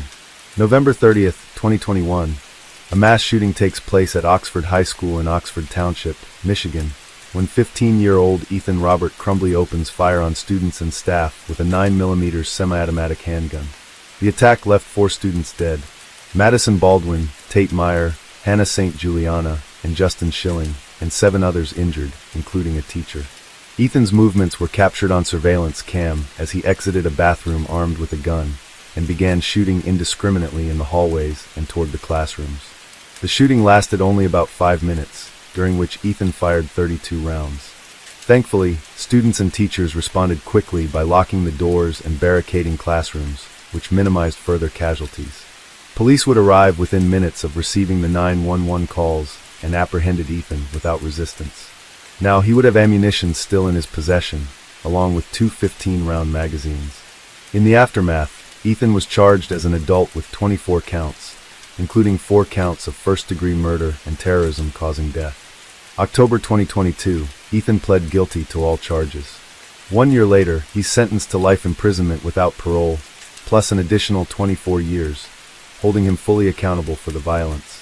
This made him the first minor to receive a life sentence without parole under a 2012 U.S. Supreme Court ruling that deemed such sentences necessary in rare cases like Ethan's. However, the legal repercussions didn't stop with the shooter himself. The unprecedented nature of the case drew attention to the role of Ethan's parents, James and Jennifer Crumbley, whose actions, or lack thereof, became a focal point for the victims' families seeking justice. The Crumbleys have faced intense scrutiny for their parental decisions leading up to the tragedy. James Crumbley had bought the handgun used in the shooting as a gift for his son just days before the attack. But that's not all, because Jennifer had also taken Ethan to a gun range to practice shooting that same weekend. Moreover, hours before the incident, the parents were called to the school after a teacher found a disturbing note on Ethan's desk. It would show a gun, a bleeding person, and the words, "The thoughts won't stop, help me." I don't know what else you need there, but they still left Ethan at school, unaware or willfully negligent that he had brought the gun to campus. And to make matters worse, they didn't inform school officials that they had purchased a gun for him 4 days earlier. Now for the victims' families, the Crumbleys' actions symbolized a level of negligence that demanded accountability. Determined to see justice served, they pushed for the parents to also face criminal charges. And shortly after, prosecutors charged James and Jennifer with 4 counts of involuntary manslaughter, 1 for each student killed. But after failing to appear at their arraignment, Crumbleys became the subjects of a nationwide manhunt. They were eventually apprehended in Detroit, hiding in an art studio. Their trials were held separately, but both were convicted in 2024 of involuntary manslaughter. And on April 9, 2024, they were given 10 to 15 years in prison, making them the first parents in U.S. history to be held criminally responsible for their child's school shooting. Now during the sentencing, the victims' families gave emotional statements. Nicole Beausoleil, whose daughter Madison Baldwin was killed, expressed her anguish and frustration. Accountability can only be given if you actually try it in the first place. Those decisions that you made ultimately took my life, my daughter's life, because you decided that you didn't want to parent and listen to your son. Other parents gave their sentiments, pointing out the Crumbleys' failures to intervene despite clear warning signs. The judge had stressed the convictions weren't just about poor parenting, but repeated negligence that led to the shooting. The court also would note that the basic steps like securing a gun, or even addressing their son's behavioral problems, could have prevented the tragedy. Throughout the trial, Jennifer Crumbley expressed remorse, but also attempted to deflect blame onto the school, arguing that officials failed to act decisively. Now James Crumbley maintained that he didn't know about his son's intentions and wished he had acted differently. However, the prosecution argues that their gross negligence changed the lives of an entire community forever. Now the families are currently advocating for systemic changes, as they call for reform in parental responsibility, gun safety laws, and the accountability of schools in preventing this violence. Now that's not all. Lawsuits were also filed against the school district, alleging negligence and failing to act on warning signs exhibited by Ethan Crumbley. In fact, according to students and parents, rumors about threats of a mass shooting at that school were circulating way before it occurred, prompting some students to stay home the day of the incident. It's Christmas, December 2023, and Colt Gray gets an AR-style weapon from his father. And again, who would have known that this could have resulted in one of the craziest school shootings in the history of Georgia? September 4th, 2024, a mass shooting occurs at the Appalachee High School near Winder, Georgia. The shooter, identified as 14-year-old Colt Gray, allegedly shot at 11 people, resulting in the deaths of 2 students and 2 teachers, and leaving another 8 students and 1 teacher injured. Prior to the shooting, investigations showed that Colt had meticulously planned out everything. Aside from that, the school also received a threatening call from an unknown source, claiming that 5 schools would be targeted, with Appalachee High School being the first. Carry on, a second call would come from Gray's mom, warning of an extreme emergency and urging school administrators to locate her son. Despite the warning, school authorities were unable to find him. That morning, during his first period class, Gray asked how the school would respond to an active shooter. His teacher did report the question to some staff via email, but wasn't able to inform the teacher of Gray's algebra class, where the shooting would begin. Then at 9:42 a.m., Gray sends a cryptic text to his father, apologizing and telling him that he wasn't to blame. 20 minutes later, he sends a similar message to his mom, and by 9:45 a.m., Gray had left his algebra classroom, the door locking automatically behind him, and he enters a student restroom, where he puts on yellow plastic gloves and retrieves a concealed gun from his backpack. Wrapped up in white poster board, the weapon had been placed around his lower torso. Now, around this time, another student with a similar name to Gray was mistakenly apprehended by school resource officers, following the reports of something suspicious. This mistake unfortunately delayed their ability to locate the actual shooter, and minutes later, Gray tried to return to his algebra classroom. However, as a student approached the door, he noticed the gun through the glass panel and refused to let him in, and quickly told his teacher that Gray was armed. Seeing that he couldn't get into the classroom, Gray moved to a nearby classroom instead and fired 10 to 15 rounds, tragically killing a student named Christian Angulo. From there, he continued shooting while running down the hallway toward the bathrooms. As the shots rang out, multiple staff members triggered the panic buttons on their ID badges, initiating a lockdown and notifying law enforcement. Some students initially mistook the shooting for a drill, even as gunfire would echo through the halls. One of the teachers who died that day was shot in the chest after stepping out of his classroom to see what was happening. His students quickly pulled him back inside and tried to stop the bleeding with their shirts, but they just couldn't save him. In another classroom, a student who was shot managed to shut the door, keeping Gray from getting inside, and then only afterward realized he was injured.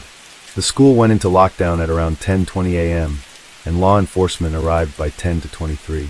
The lockdown system caused all smartboards in the school to display hard lockdown in large red letters, a message that some students mistook for a drill. Luckily, within minutes of the first shots, school resource officers engaged Gray, and he surrendered without further resistance. Not long after, students were evacuated to the school's football field once the building was declared safe. In the chaos, some students recalled seeing police officers attempting to shield a body from view, along with a gun and blood at the scene. The situation was so dire that the governor of Georgia, Brian Kemp, directed all available state resources to assist in the end. Gray was arrested and charged with 55 counts, including 4 for murder, 4 for felony murder, 4 for aggravated battery, 25 for aggravated assault, and 18 for first-degree cruelty to children. Also, despite his young age, prosecutors announced plans to try him as an adult. So during the investigation, authorities would show that Gray had used a semi-auto AR-15 style rifle to carry out this shooting. Further inquiry would uncover some more troubling details, because Colin O'Gray had purchased that firearm for his son as a Christmas gift. The decision was made despite prior warnings from the FBI, which had flagged Gray's threatening messages on Discord, where he had spoken of a desire to commit a school shooting. And as a result of this, the families of the victims who were still grieving their loss didn't stop at seeking justice against Gray. Recognizing the role the father played in enabling that tragedy, they shifted focus toward Colin Gray. His actions, particularly the decision to arm his son despite clear warnings, were seen as critical factors that contributed to the devastating attack. October 2024, Colt's father faced multiple charges, such as involuntary manslaughter, second-degree murder, and cruelty to children. These are some of the most serious charges ever filed against a parent in a U.S. school shooting case, as they would point to a significant failure in allowing Colt to access a weapon despite his history of violent threats. Also, since Gray's parents are divorced, The father bore the entire responsibility for his role in providing the firearm. November 21st, 2024, Colin Gray waived his arraignment and pled not guilty to the 29 charges he faced. As the case continues, the victim's parents remain hopeful for justice. The shooting is currently regarded as the deadliest school shooting in Georgia's history, with the school remaining closed for nearly 3 weeks before reopening on September 24, 2024. I look at you sitting there right now, looking to what you should have looked through the entire trial, like a convicted murderer. In your prison outfit, shackled. Tonight, he's now been formally sentenced to 34 consecutive sentences of life in prison. February 14, 2018, Nicholas Cruz commits one of the deadliest high school shootings in U.S. history that left 17 dead and 17 injured. The gravity of this incident had the parents of the victims calling for his head, as they would stop at nothing to get their revenge. Born September 24, 1998, Nicholas Cruz was expelled from Marjory Stoneman Douglas High School due to disciplinary issues in 2017. As he exhibited a history of troubling behavior, he would be diagnosed with mental health conditions and was eligible for special education. As a result, Cruz was well known to school authorities and mental health professionals. In addition to that, his social media profiles would further show his alarming tendencies. He posted pictures of himself with weapons and would make violent threats. In fact, many calls were made to law enforcement about his behavior, including warnings that he might become a school shooter. In one case, this anonymous tip in 2016 would warn about Cruz's plans to buy a gun and hurt others. But this wasn't properly addressed then. February 2017, Cruz somehow legally purchases an AR-15 style rifle after passing a background check, despite all his warning signs. In fact, before that, he had bought several other firearms, including at least one shotgun and many other rifles, which he was seen firing for practice months before the shooting.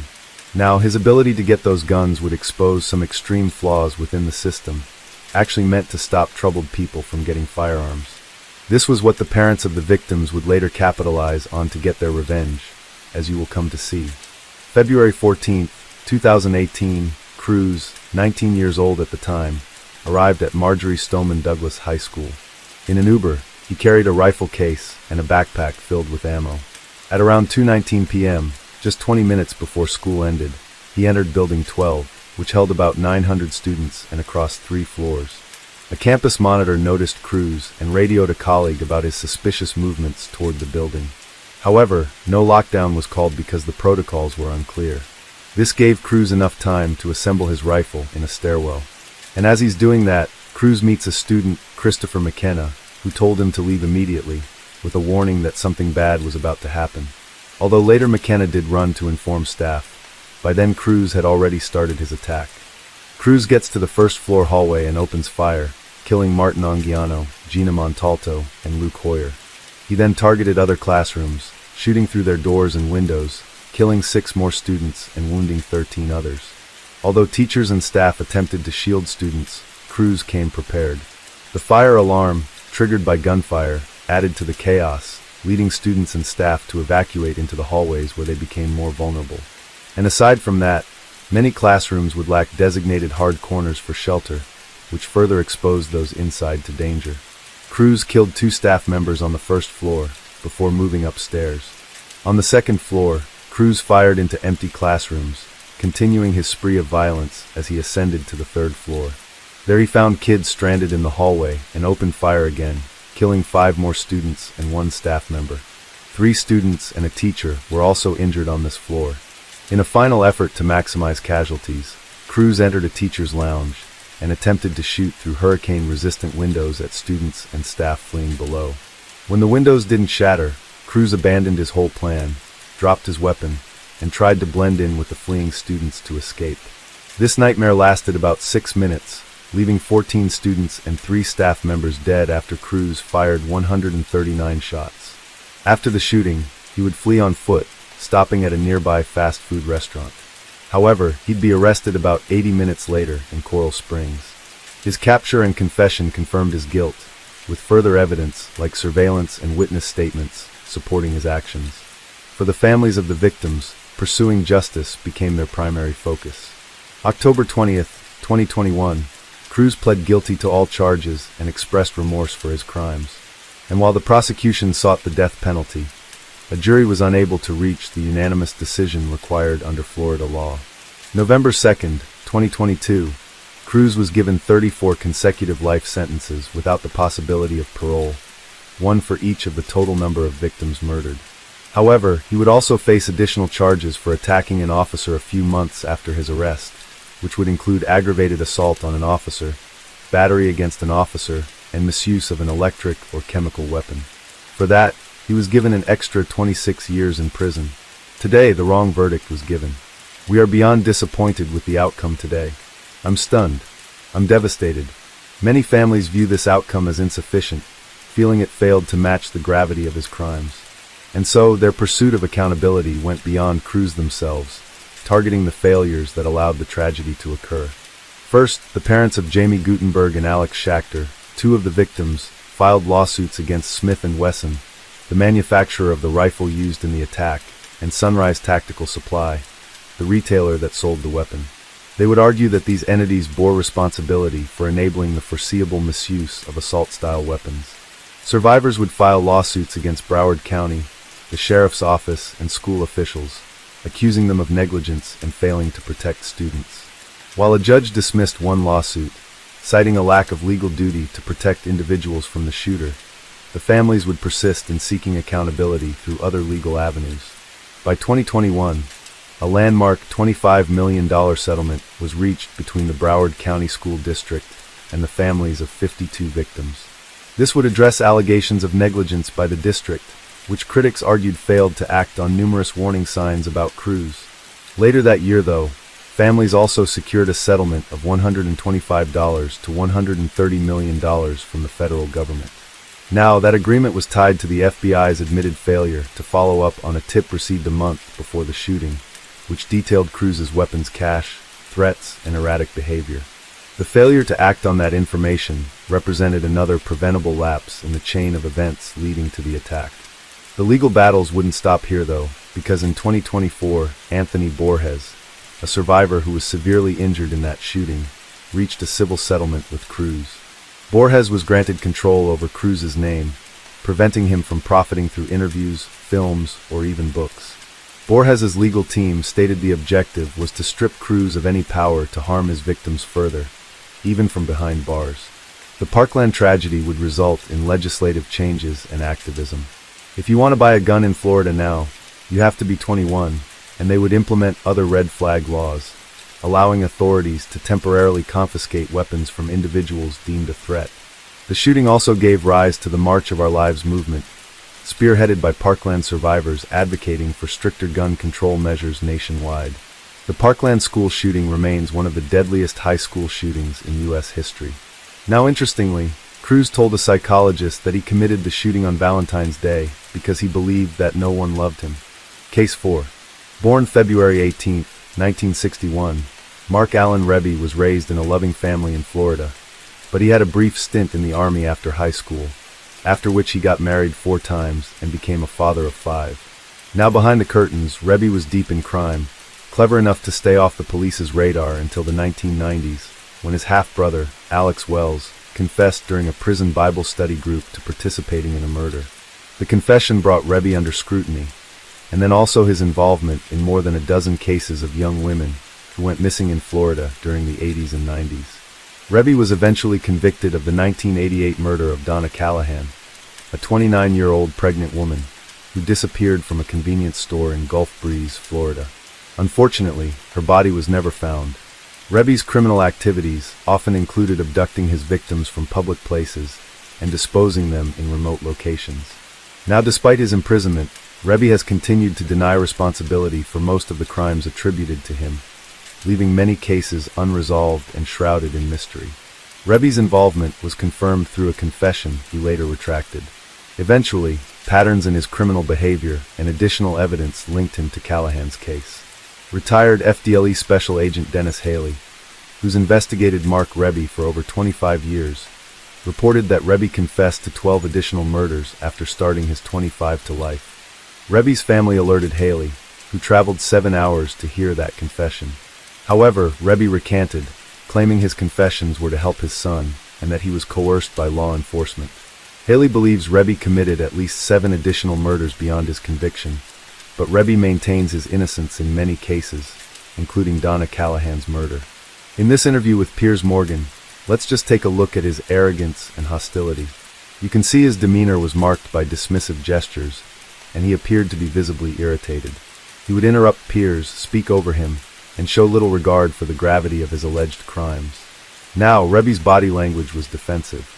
You can see him frequently cross his arms, leaning back in his chair, which signals his unwillingness to engage meaningfully. He would make sarcastic comments, completely mocking the interview process, and just showing a lack of remorse or empathy for his victims and their families. Throughout this interview, we can see a mix of manipulation and occasional flashes of anger, especially as Piers persistently threw questions aimed to break his facade. But Rebbe was largely uncooperative, denying involvement in numerous cases, while occasionally offering vague or contradictory statements. "Oh, you're lost, Nick. I was hitchhiking, running into trouble. I shoot the guy if I ran into trouble. I hate those male cops. Real bad. There's their dirtballs." Aileen Wuornos, the notorious damsel of the devil, confessed to the murder of 7 men, claiming the police knew she was killing and let her continue so they could profit from her story. Born February 29, 1956, in Rochester, Michigan, Wuornos' childhood was marked by abuse and neglect. Her father was convicted of sex crimes, and her mother would abandon her at 6 months old. She was sent to be raised by her alcoholic grandmother and cruel grandfather, who beat her regularly with his belt. Her father committed suicide in jail, where he was doing time for kidnapping and raping a child. So Wuornos would turn to prostitution in her teens, having a history with petty crime after she'd been at 13 and pregnant at 14. Kicked out at 15, Wuornos would begin turning tricks along Florida's interstate highways in a dangerous trade. Aileen began her killing spree in late 1989, targeting middle-aged men who allegedly tried to assault her. She killed 7 men, starting with Richard Mallory. Arrested in January 1991, she was linked to the crimes through fingerprints and pawned items. Her lover's cooperation led to her conviction. Wuornos had been disrespectful and hostile in her interviews, especially during her final years on death row. In this interview with Nick, she was visibly agitated, lashing out at the legal system, the media, and even Nick himself. "Oh, you're lost, Nick." She also expressed extreme paranoia, believing that the prison staff were torturing and trying to drive her insane before her execution. "I'm ready to go. Hey, I was tortured at BCI. They had the intercom on in the room, and they kept lying that it wasn't on." Now, if we look at her movements, they conveyed a deep frustration, making you feel like she was saying something, and no one was hearing or seeing her as the victim. Wuornos was eventually killed by lethal injection on October 9, 2002, at Florida State Prison. This violence that you have in you, the rage that you have in you, did you learn it, or were you born with it, do you reckon? One of Australia's most notorious criminals and infamous serial killers, Mark Brandon, developed a taste for violence at a disturbingly young age. Known for his fearsome tattoos and chilling tales of brutality, he would carry on this unsettling charisma that contrasted sharply with his often humorous yet menacing demeanor.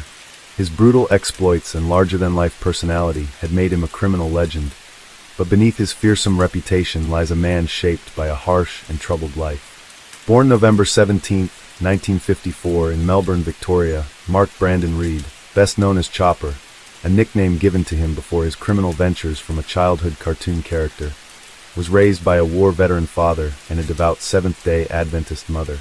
He grew up in a rough working-class neighborhood. His family would struggle financially, and his father was often absent or abusive. Throughout his teens, he would be involved in petty crime and violence, setting the stage for his later career, but he was known for his temper and aggressive behavior, traits that would define his life as he became involved in more serious criminal activities. And at the age of 20, he'd already been in prison multiple times.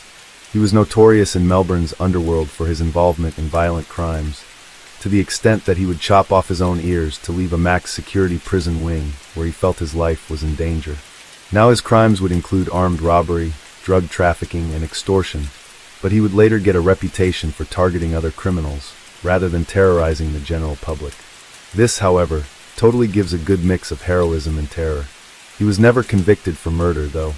In his interview with Tara Brown, Reed displayed a mix of arrogance, disrespect, and pride for his work of violence.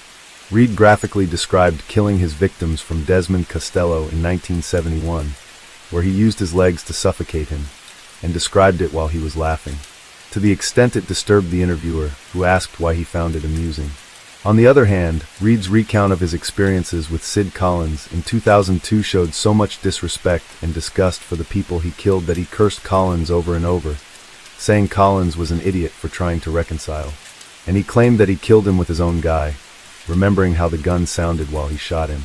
He used the story to provoke and unsettle his audience, often laughing or making light of which really showcases his lack of respect for human life and the gravity of his actions.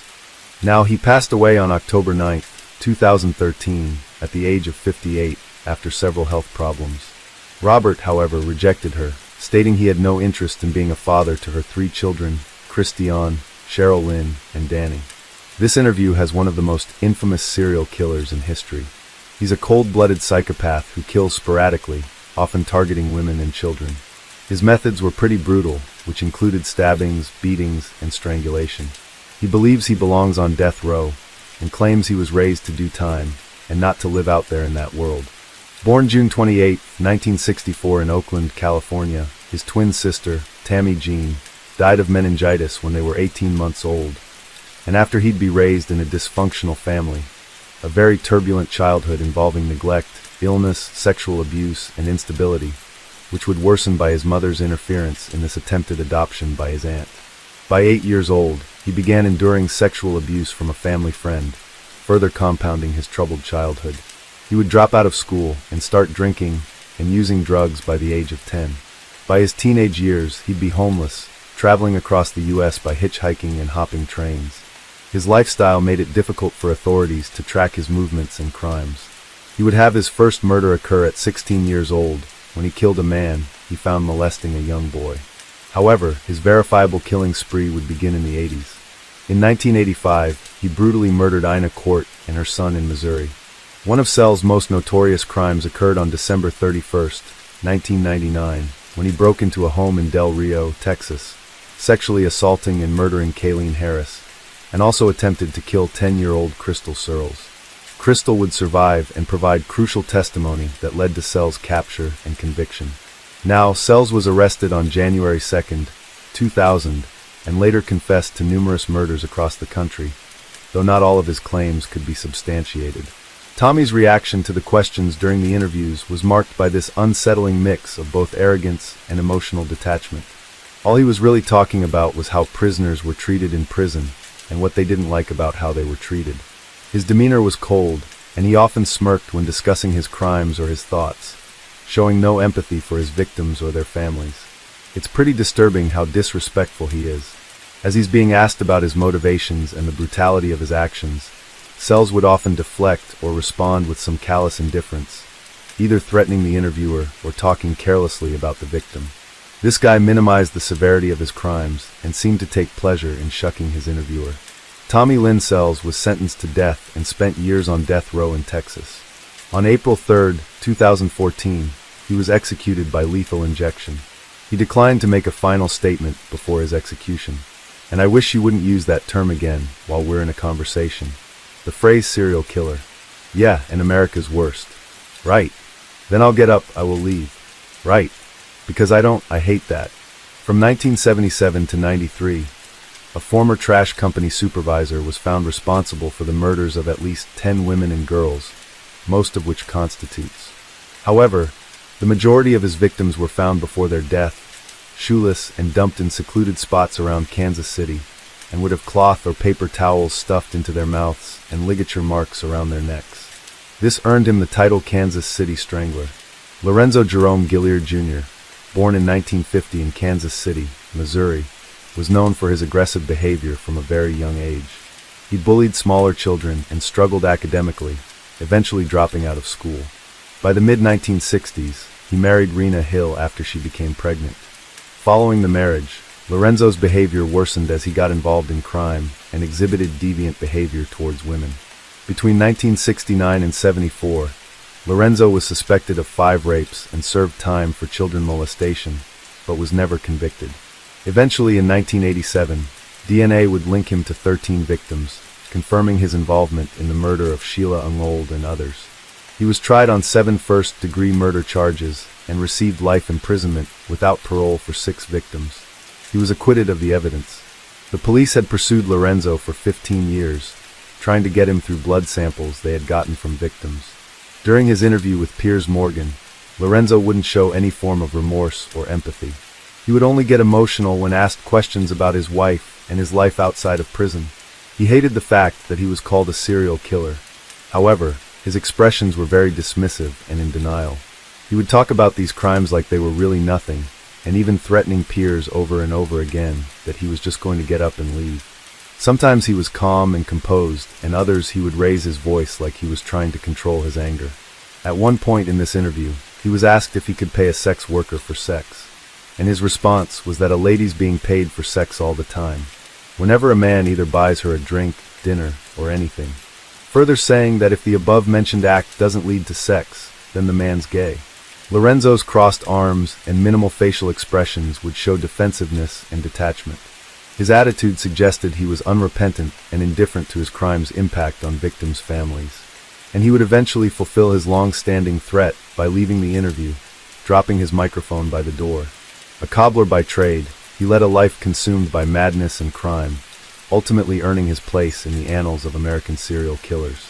Known for murdering 3 people and torturing 4 families, his heinous acts were made even more disturbing by the fact that he committed these crimes alongside his 13-year-old son Michael. Joseph's story is one of darkness, where the lines between fatherhood and cruelty were horrifyingly blurred.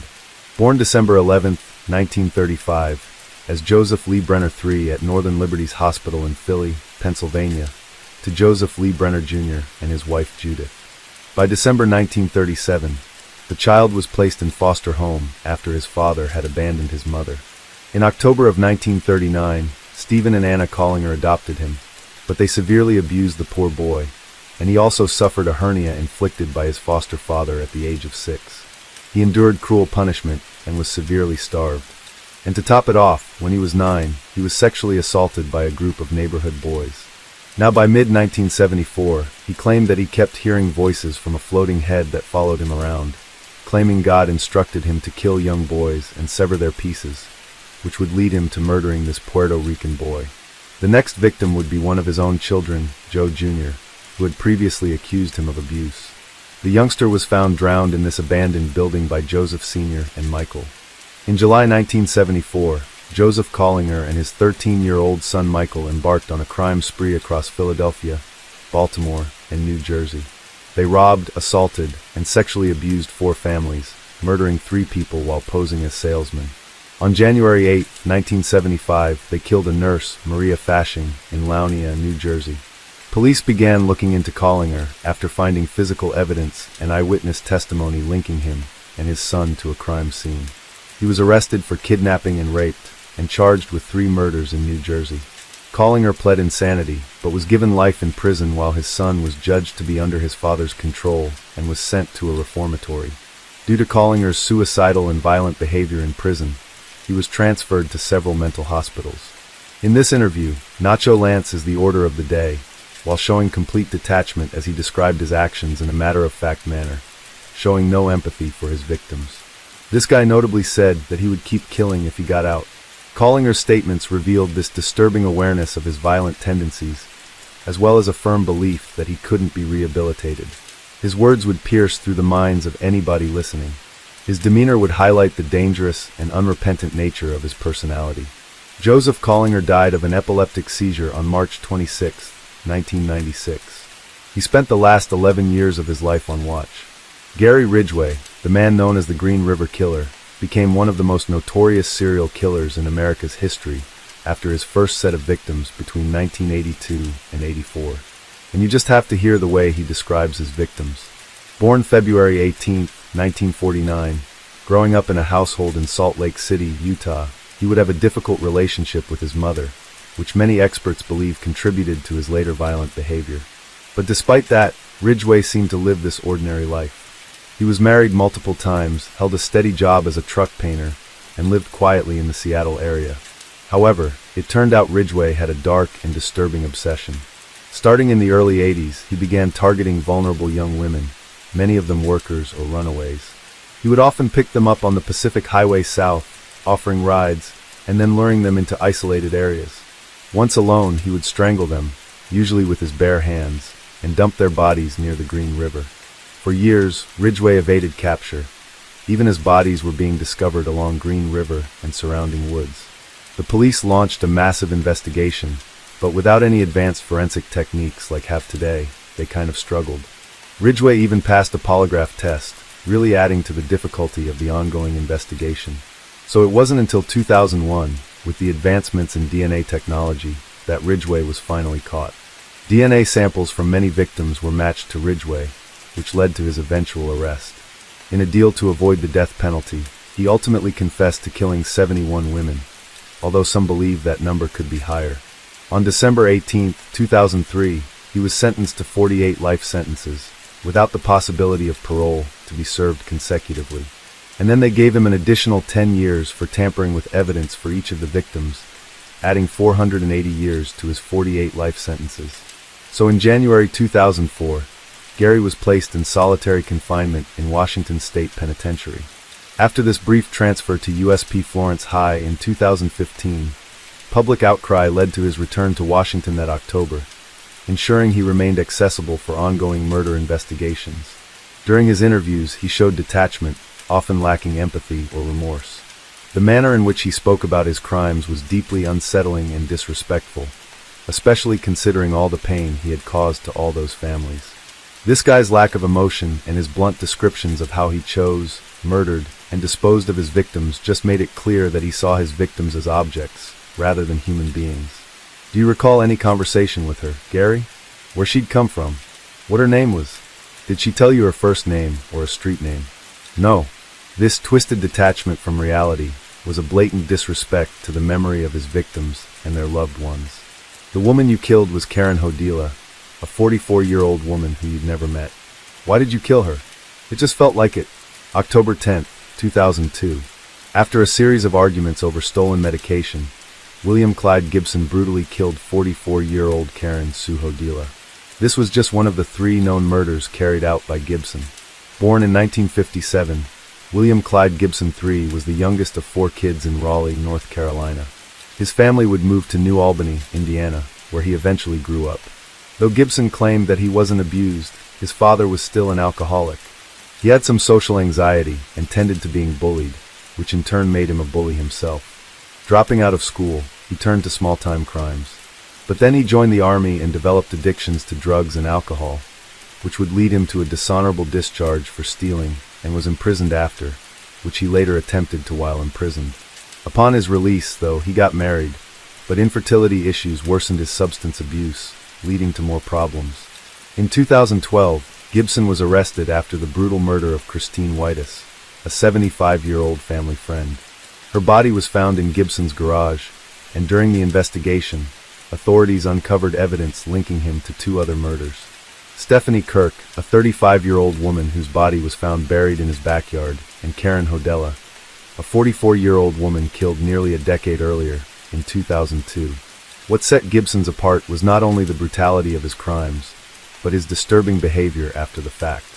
It was said he kept the body parts of his victims as macabre souvenirs for his sexual gratification.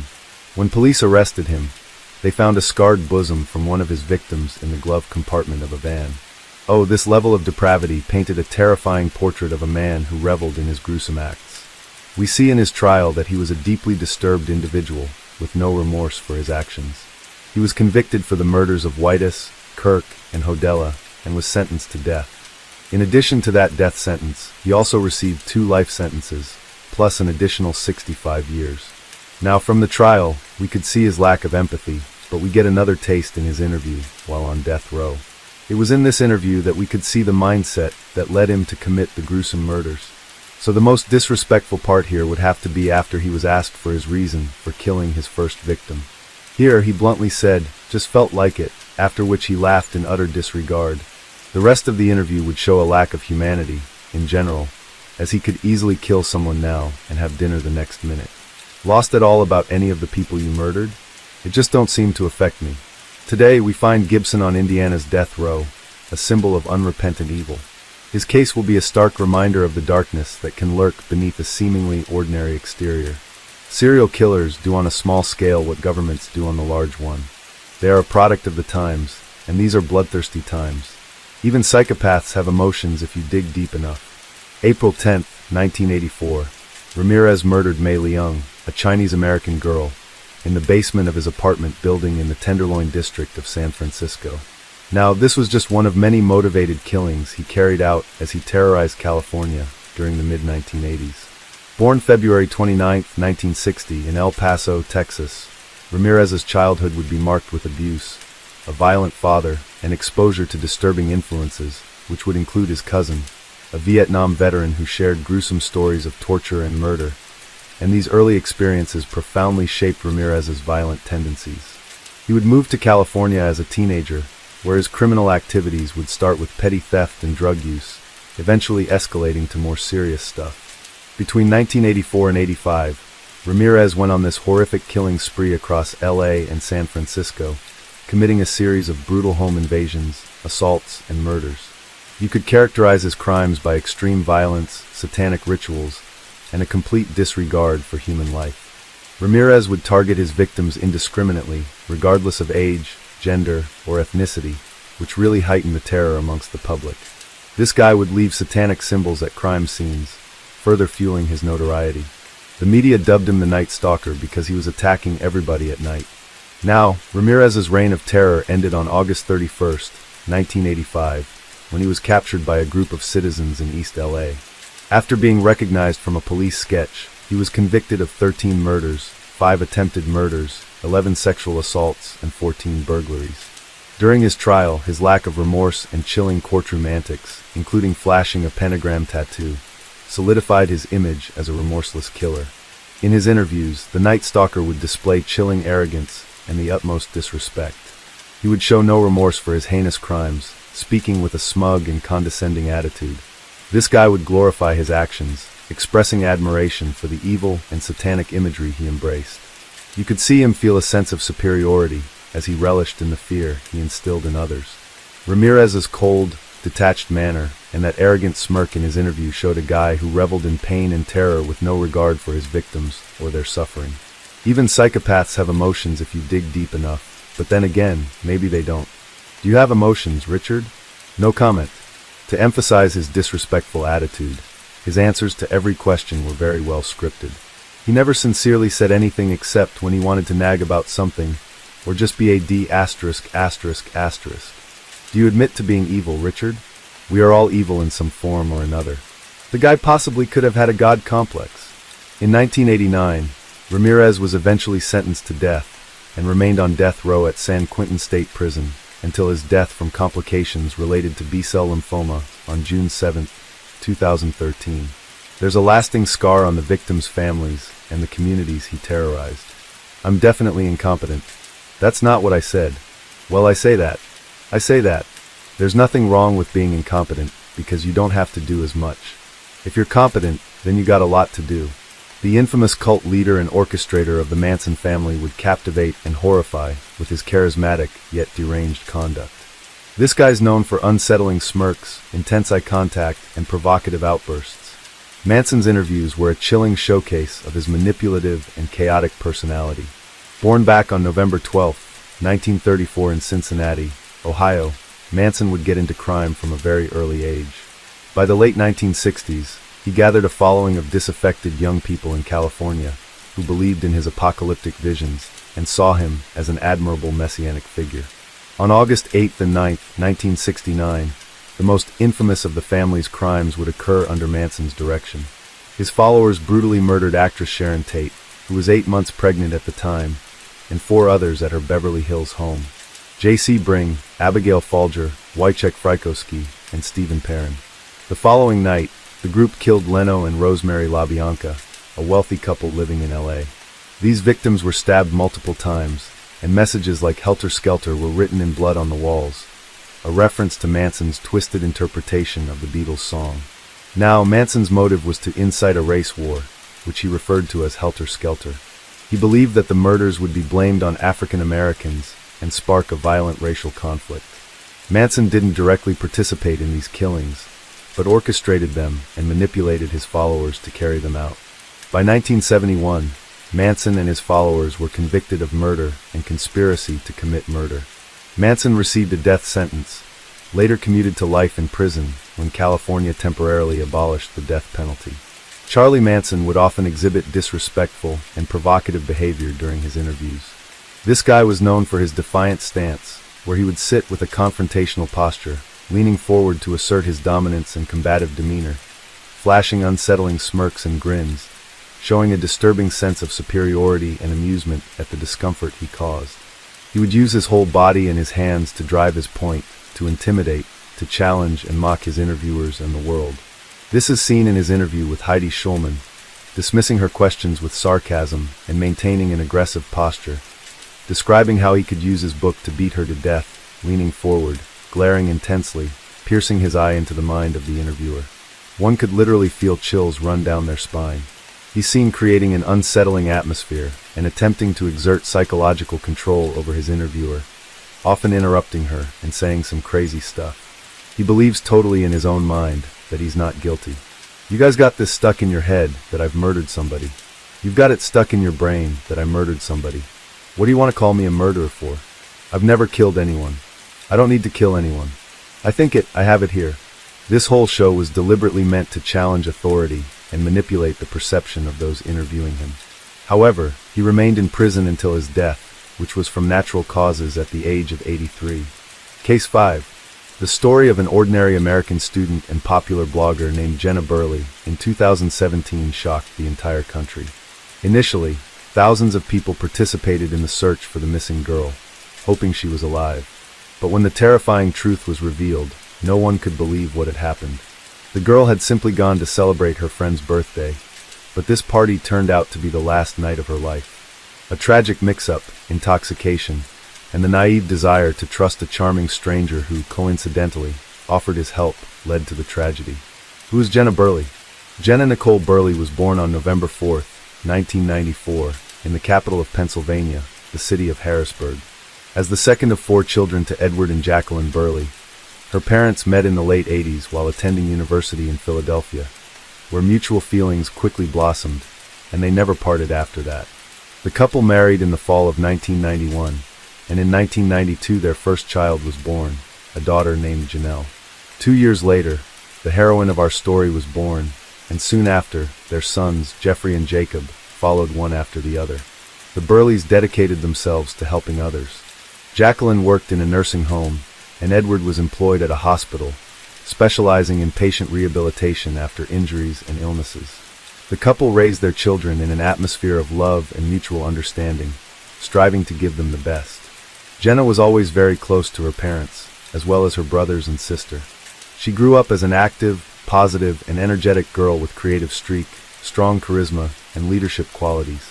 She always had plenty of friends, performed well in school, acted in the school theater from a young age, and adored animals. The Burley family was neither wealthy nor struggling.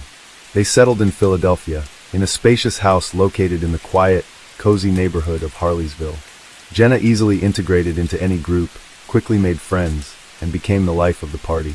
In high school, the girl dreamed of becoming a fashion designer, constantly experimenting with looks and styles, sometimes appearing quite extravagant. Jenna wore bright makeup, dyed her hair in various colors, and dressed in different styles, sometimes resembling a hippie, other times an adherent of the emo subculture. She loved standing out from the crowd, and encouraged her friends to challenge the mundane routine as well.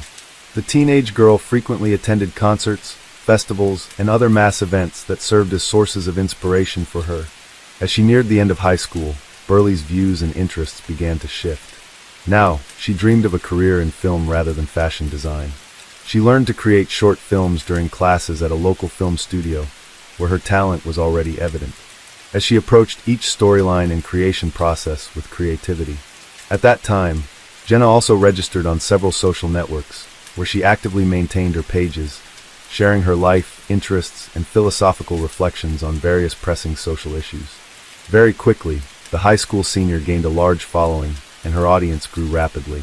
People seemed to enjoy following this vibrant, creative girl who constantly experimented with her appearance and encouraged others to embrace self-expression. Before she knew it, Jenna had become a rather popular blogger, with an audience of several thousand followers. In 2013, the 18-year-old high school graduate enrolled in a prestigious college in sunny Florida, where she studied media arts and filmmaking. While studying, the student continued to actively maintain and develop her blog, sharing stories about campus life, the subjects she was studying, her community involvement, as well as parties and other entertainment with friends. Serious injury and prolonged depression on December 20th, 2013, after completing just one semester of college, Jenna came home to celebrate Christmas with her family. At that time, Philadelphia had already seen snow, and the weather was quite harsh. Jenna didn't consider the sharp contrast from Florida, and wore completely inappropriate shoes, which caused her to slip and fall, seriously injuring her ankle before even reaching the house. An X-ray revealed a double fracture with displacement, requiring surgery, along with the insertion of special pins and plates. For several months, Burley was literally confined to a wheelchair, as she couldn't put any weight on her foot. She then had to relearn how to walk and attended daily physiotherapy sessions. During this period, she also managed to catch pneumonia, significantly complicating and prolonging her recovery. The student was forced to take an academic leave to focus on restoring her health, which greatly upset her. The only solace she found was in her personal blog, where she published excerpts from her journal entries and thoughts, and in social media, where Jenna actively communicated with her followers. Jenna posted new videos almost daily, answering questions and discussing various topics. A passionate animal rights activist, she spoke out against zoos, dolphinariums, and other places where animals are kept in captivity and exploited for entertainment. She also highlighted the difficult plight of the homeless, noting that in states with warm and mild climates, they have it much easier than in Pennsylvania, where those without a roof over their heads risk freezing to death on the streets. In addition, Jenna, who had already been engaged in regular charity work, began organizing fundraising efforts to donate essential items to animal shelters and homeless shelters. During her rehabilitation, Jenna took up making handmade jewelry, which she sold online, donating all the proceeds to those in need. She actively encouraged her followers to donate unwanted items to charity, emphasizing that what might seem like trash cluttering a closet to some could be a real treasure for someone less fortunate. The recovery period dragged on, and Jenna ended up spending almost a year at home instead of just a few months. During this time, she adopted a dog from a local shelter whom she absolutely adored, and she mentioned her pet daily in her blog, sharing stories of how they spent their days together. But despite her seemingly optimistic outlook, Jenna fell into a deep depression. In the fall of 2014, she candidly admitted that she could no longer cope on her own, and had to seek professional help from a psychiatrist. Burley spoke openly about the mental health challenges she faced, sharing her doctor's recommendations and discussing how her family and pet supported her. The blogger's audience grew several times during this period, as many young people related to the struggles she described and thanked her for her honesty. In early 2015, Jenna, along with her father and younger brother Jacob, went on a trip to sunny California. Jenna felt much better, as she wrote in her social media posts, and the happy photos from the ocean shore clearly showed the strong bond she had with her family.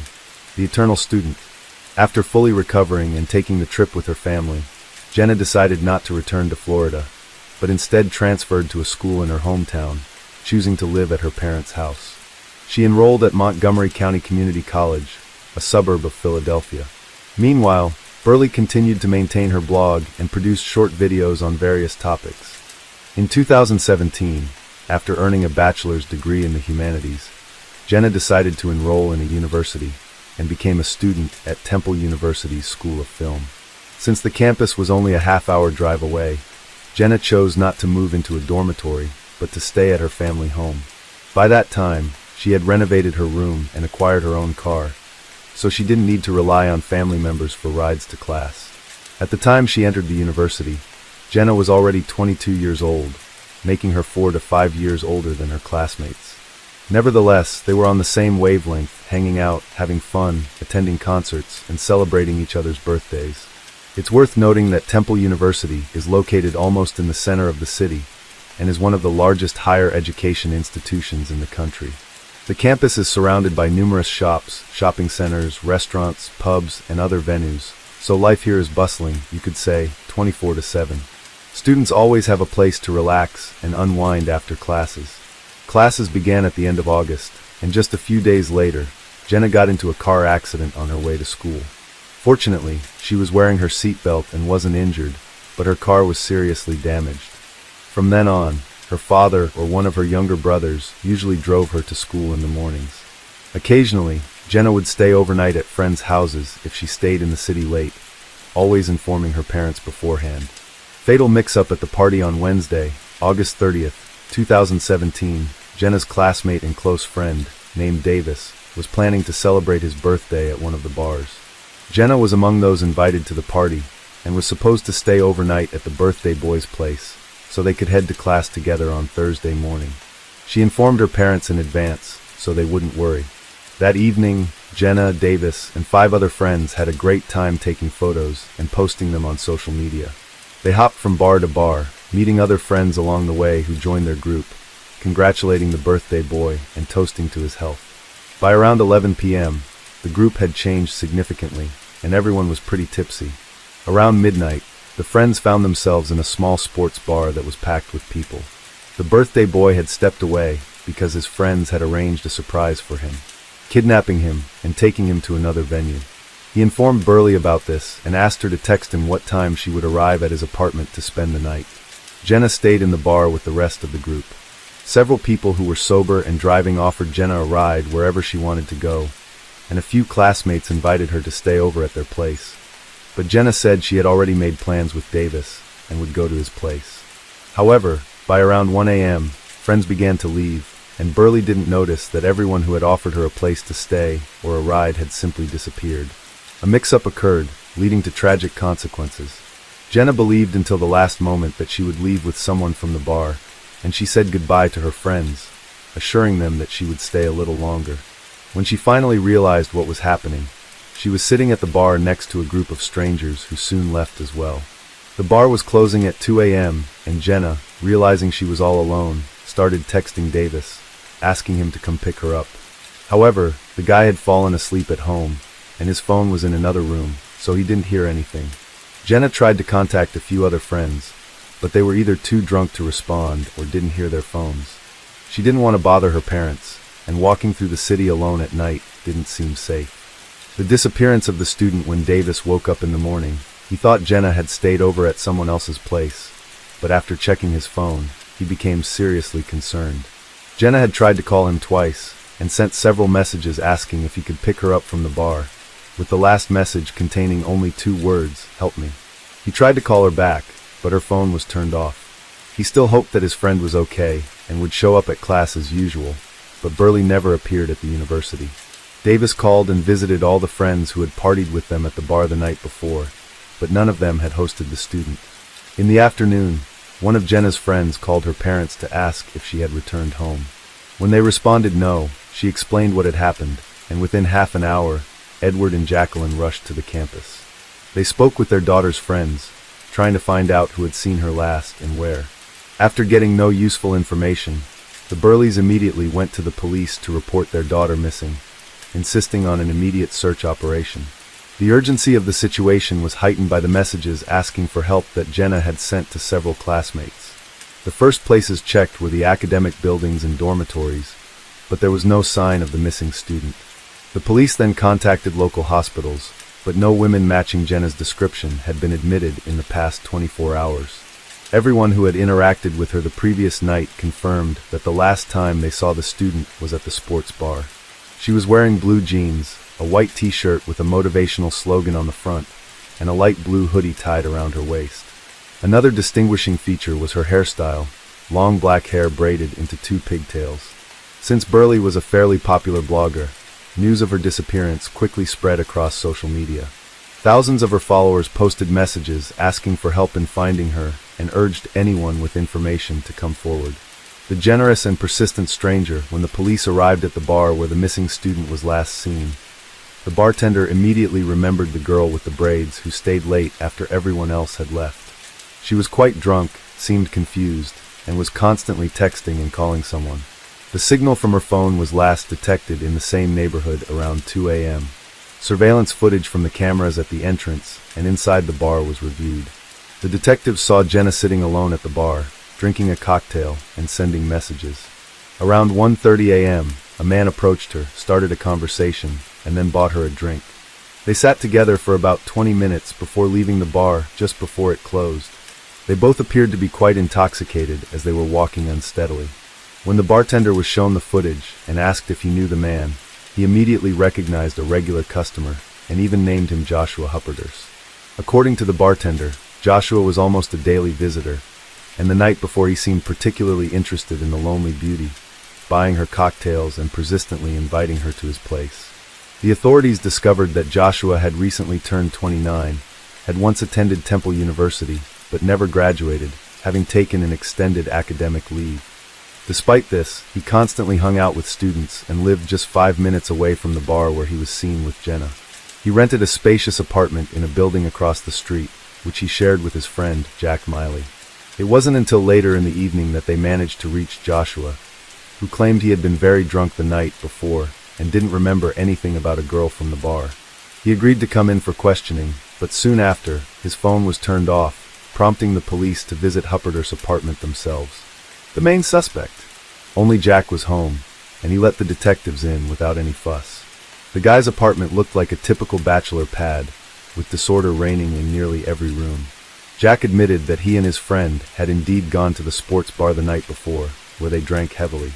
Afterward, Joshua picked up some girl, and Jack decided to head home to give them privacy. Jack claimed he went straight to bed and didn't hear when his roommate came home, or if he was alone. The next day, Joshua suddenly started cleaning the kitchen. He seemed worried, had fresh scratches on his face, and a deep cut on his hand. Joshua explained this as an unfortunate accident, saying he had fallen into some bushes while drunk. After lunch, he disappeared, taking some of his belongings with him, without telling his friend where he was going or how long he'd be gone, and his phone was turned off. The large apartment the guys lived in had a second exit leading to the backyard, where there were no surveillance cameras. Near the door, a pair of men's sandals with strange brownish stains were found, and on a dresser lay a roll of paper towels stained with something that looked like blood. There was also a strong smell of cleaning chemicals in the kitchen, and several empty bottles of cleaning products were scattered on the floor.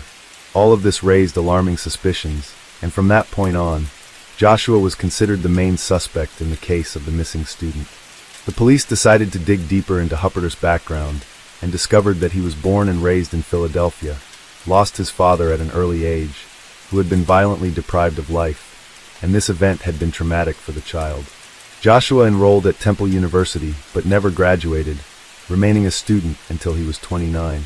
He had a history of legal issues related to the distribution of prohibited substances which he sold to students.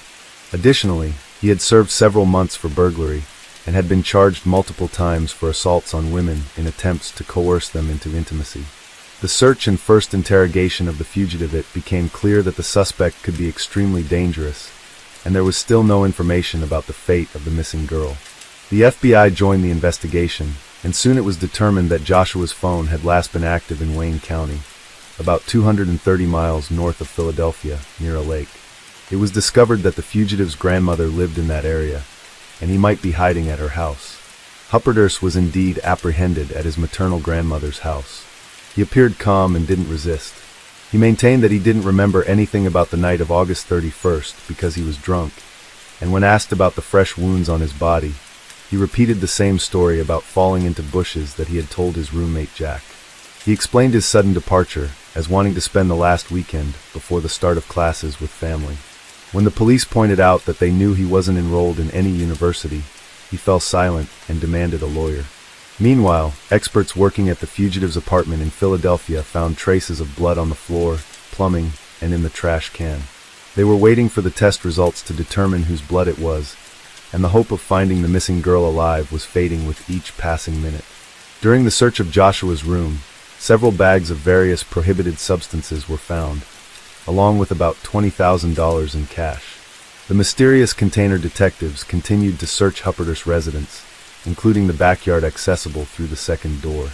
In the corner trash bins, which fortunately had not yet been emptied, a black bag was found containing a light blue hoodie and a t-shirt with slogans, along with a sports bra and a black hair tie with a few dark strands of hair. The clothing found in the trash closely resembled what Jenna was wearing on the day she disappeared. To make matters worse, there were blood stains on the items, making the chances of finding the girl alive seem almost non-existent.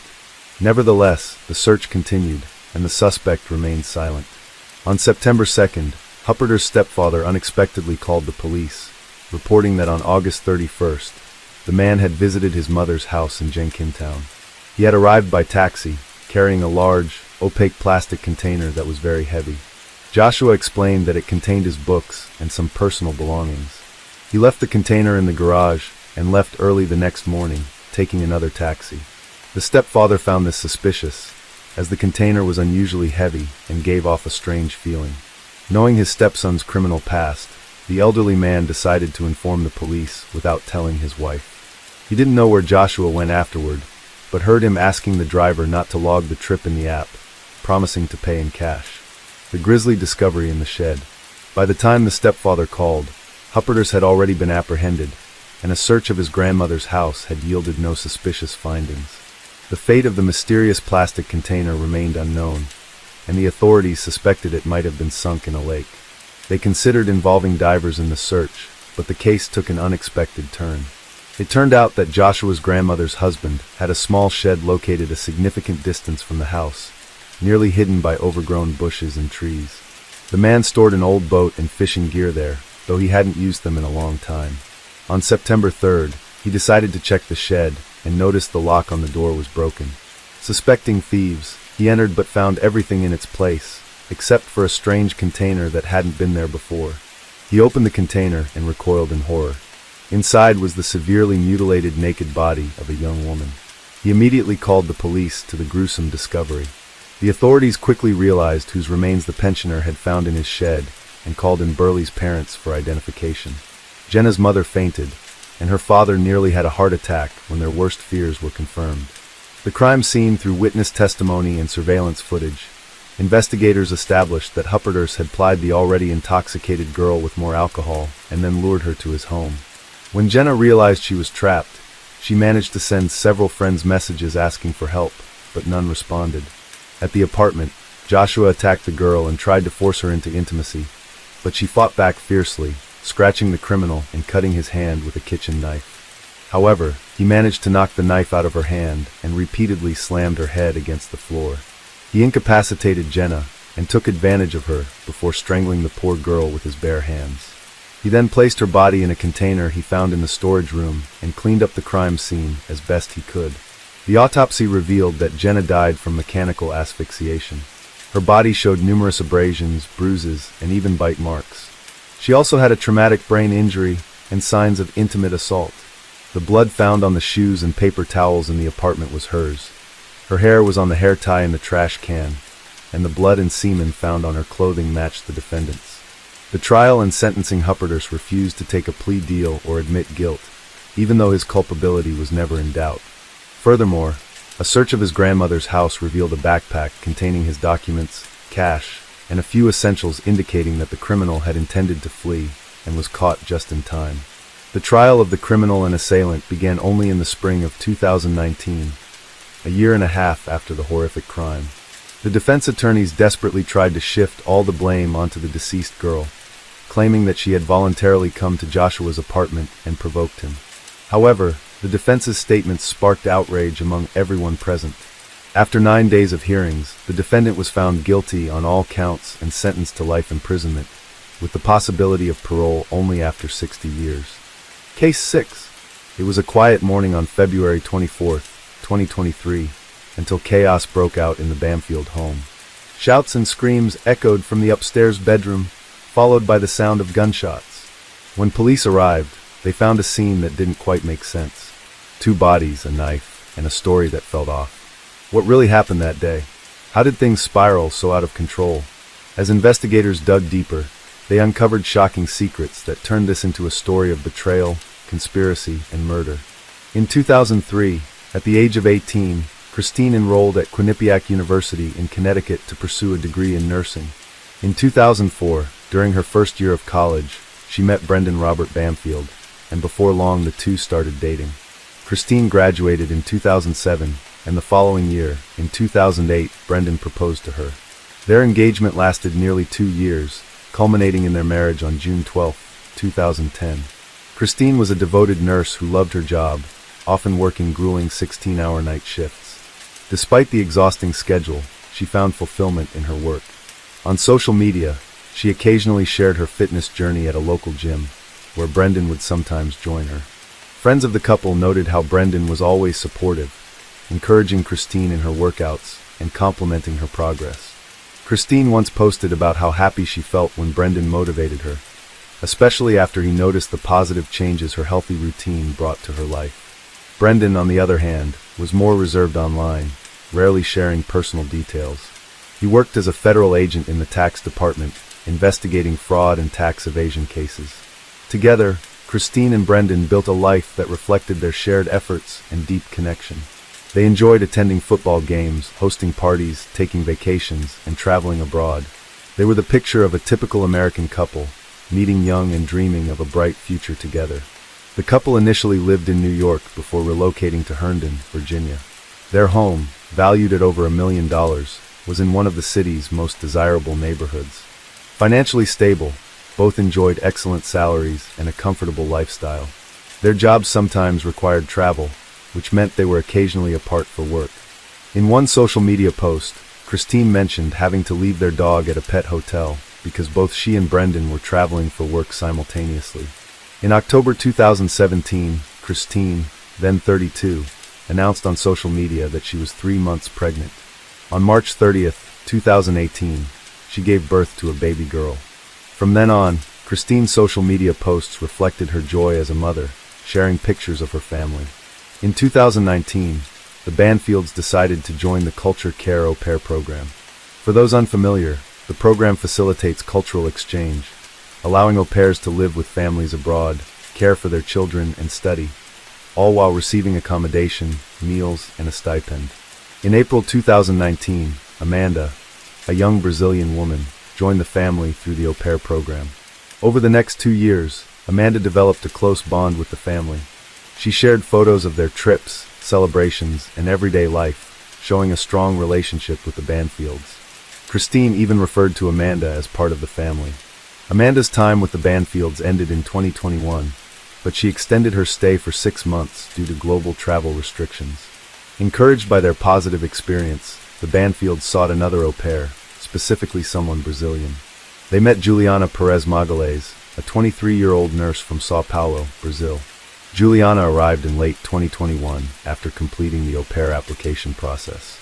Like Amanda, Juliana developed a good relationship with the family. While not as close as Amanda had been, her connection with the Banfields seemed strong enough for them to extend her stay for another year. However, everything changed on February 24, 2023.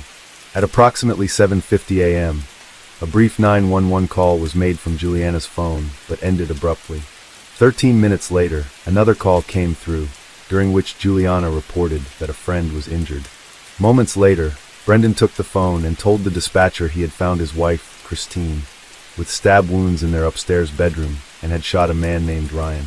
Police arrived within 10 minutes to find Ryan deceased and Christine gravely injured in the upstairs bedroom. Christine was rushed to a nearby hospital after the incident. Fortunately, the couple's 4-year-old daughter, who was in the house at the time, was unharmed. However, Christine succumbed to her injuries and passed away shortly after arriving at the hospital. Brendan was also hospitalized due to a leg injury. Preliminary reports from the police revealed that the deceased man found at the scene was Joseph Ryan, a 38-year-old. According to the initial investigation, Ryan allegedly broke into the Banfield home, attacked Christine with a knife, and was fatally shot by Brendan shortly thereafter. This was all the information made available at the time. After being discharged from the hospital, Brendan refused to speak with the detectives or the media about the events that had unfolded. Juliana, on the other hand, cooperated fully. She provided her account to the police, signing a formal statement. Juliana claimed that on the morning of the incident, she had arrived at the Banfield residence for work and witnessed Joseph Ryan forcefully entering the home. Panicked, she called Brendan, who was not home at the time, and asked for help. Brendan reportedly advised her to stay calm and assured her he would be there within minutes. Juliana stated that she waited outside the house for her safety until Brendan arrived. Once he got there, the two entered the home together and found Christine gravely injured. They also came face to face with Joseph Ryan, who was still inside. According to her account, a physical altercation ensued between Brendan and Ryan, during which Brendan managed to grab a firearm kept in the house and fired multiple shots at Ryan, killing him. Brendan later corroborated Juliana's account, claiming he acted in self-defense. However, one puzzling detail emerged from Juliana's statement. She mentioned arriving at the Banfield home early that morning to start her work. This raised questions, as au pairs typically reside in the homes of their host families. It remained unclear where Juliana had been before arriving at the house. For months, the police withheld information about the investigation, opting to keep their findings confidential. Meanwhile, neighbors reported seeing Juliana at the Banfield residence frequently. Though it was uncertain whether she was still living there, she was often seen with the couple's daughter, leading to speculation that she might still be working as her nanny. By August 2023, Juliana posted on social media that she was looking for a nanny position in the area. Given that au pairs are not allowed to seek additional employment while participating in the program, this suggested that Juliana was no longer part of the program at that point. After more than 7 months of investigation, law enforcement pieced together key evidence and forensic data to shed light on the case. According to Juliana's own statements to her family in Brazil, the police concluded that Joseph Ryan had killed Christine due to a disagreement, as the two had allegedly been in a relationship. However, the case took a shocking turn on October 19, 2023, when Juliana was arrested. She was taken by surprise as the police charged her with second-degree murder, alleging that it was she, not Brendan, who had fired the fatal shots at Joseph Ryan. Investigators also concluded that Brendan had not been home at the time of the shooting, contradicting their earlier statements. Juliana was subsequently taken to the Fairfax County Detention Center. Initially, the public rallied behind Juliana, hailing her as a hero who acted in defense of the family that had welcomed her into their home. Many sympathized with Brendan as well, believing he had lied to protect Juliana, knowing her temporary visa status could jeopardize her future in the country. However, police later revealed that there were no signs of forced entry at the Banfield residence, suggesting that Joseph Ryan may have been let in willingly, potentially by Christine herself. Questions also arose about whether Juliana had known Joseph Ryan prior to the incident.